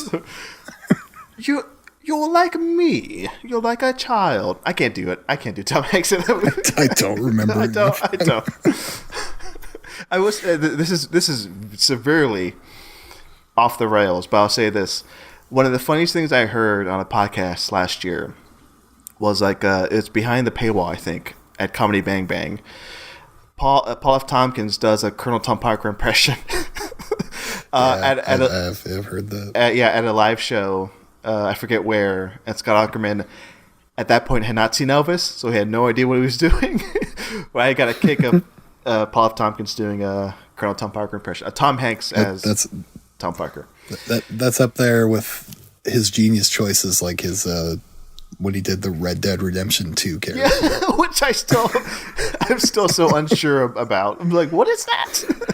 It's so funny because he was like shouting. He's like, "Hey, what name was he shouting?" He was like shouting. I wish I could remember. Anyway, Comedy Bang Bang heads no. All right, let's end this. I really want to end this. TFS Awards. So we have Avatar, Banshees, Everything Everywhere, Fablemans, Top Gun Maverick. That's where it ends, because instead of all those other ones we have The Batman, The Menu, Nope, RRR, and... Wait, that's it. Oh, Tar's the same, sorry. Yeah, we're missing Elvis, and I don't like that. Yeah, you know what? We do have RRR. Here's the thing about Elvis and the TFS Awards. TFS Awards voters, I didn't really care for Elvis as much as I think you and I and the Oscar body did. Fair enough. Which is you know what? We don't have to love everything. Whatever. I would have liked to have had Elvis in the TFS Awards Best Film category, but that's fine. Hey, we have RRR. We have that weird ass swerve of The Menu, which we talked about it earlier on 3 hours ago. I do like it. It is one of those curveballs. It's the mother of this year. Like I said, the mother, as far as I know, was the only TFS Awards Best Picture nominee that didn't get any other nomination that year. Same with The Menu. But hey, who's going to win the TFS Awards for Best Film? Only you can decide that, listeners. TalkFilmSociety.com/TFS Awards. We did it, Marcus. We did it. And now that our biggest day has come, what are we going to do next? I honestly do not know. Well, there was at least one. Why go on? No. You want to end the show now? You want to end the series right now? This is it? The final episode? This is it? This is it? No, we don't know what we're going to do next episode. We're going to keep the next episode at like an hour, not 3 hours. That's my goal. Yeah, this is our mega supersode where we're like, it's got to be big. It's going to be in our next one of these. We'll do one more big ass one that's for the Oscars itself, but the TFS Awards itself. Yeah, on the docket. Yeah, like you said, the Oscars recap, that'll be big, and the TFS Awards winners announcements, that'll be big. I think those will be 2 separate episodes, but that's at the end of the line. Those are the 2 season finales. That's the 2-parter season finale of this. But for now, this is like the mid-season finale, although we'll be back next week with something. We have to get to the Discord picks. We asked a question.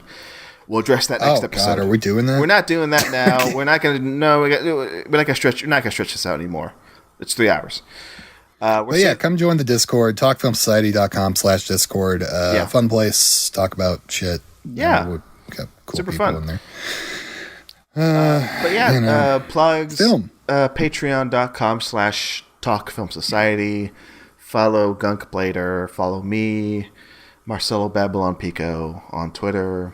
I'm not on Instagram right now. I'm taking a break from that. Don't even bother. Anything else, Marcus? I just encourage everybody to go out there and just watch film. Watch film. Celebrate film with your loved ones. Cinema. Go out to your nearest cinema and just stand outside and appreciate the architecture of the building. Marcus, that's all I ask. In our seriousness, if there's one film you want people to see right now, what would it be? We're all going to the World's Fair. Has nothing to do with these awards. I just want to keep pumping that film. If that includes me, what is my most wanted movie to watch? It's another one. But we don't have to plug that. So. Oh, I see. Go watch We're All Going to the World's Fair. That's my favorite movie of last year. Not a single nomination in either the TFS Awards or the Oscars. Look, I didn't expect it, but it's a snub or flub. I thought I hoped a few people might nominate Anna Cobb. I put her as my number 1.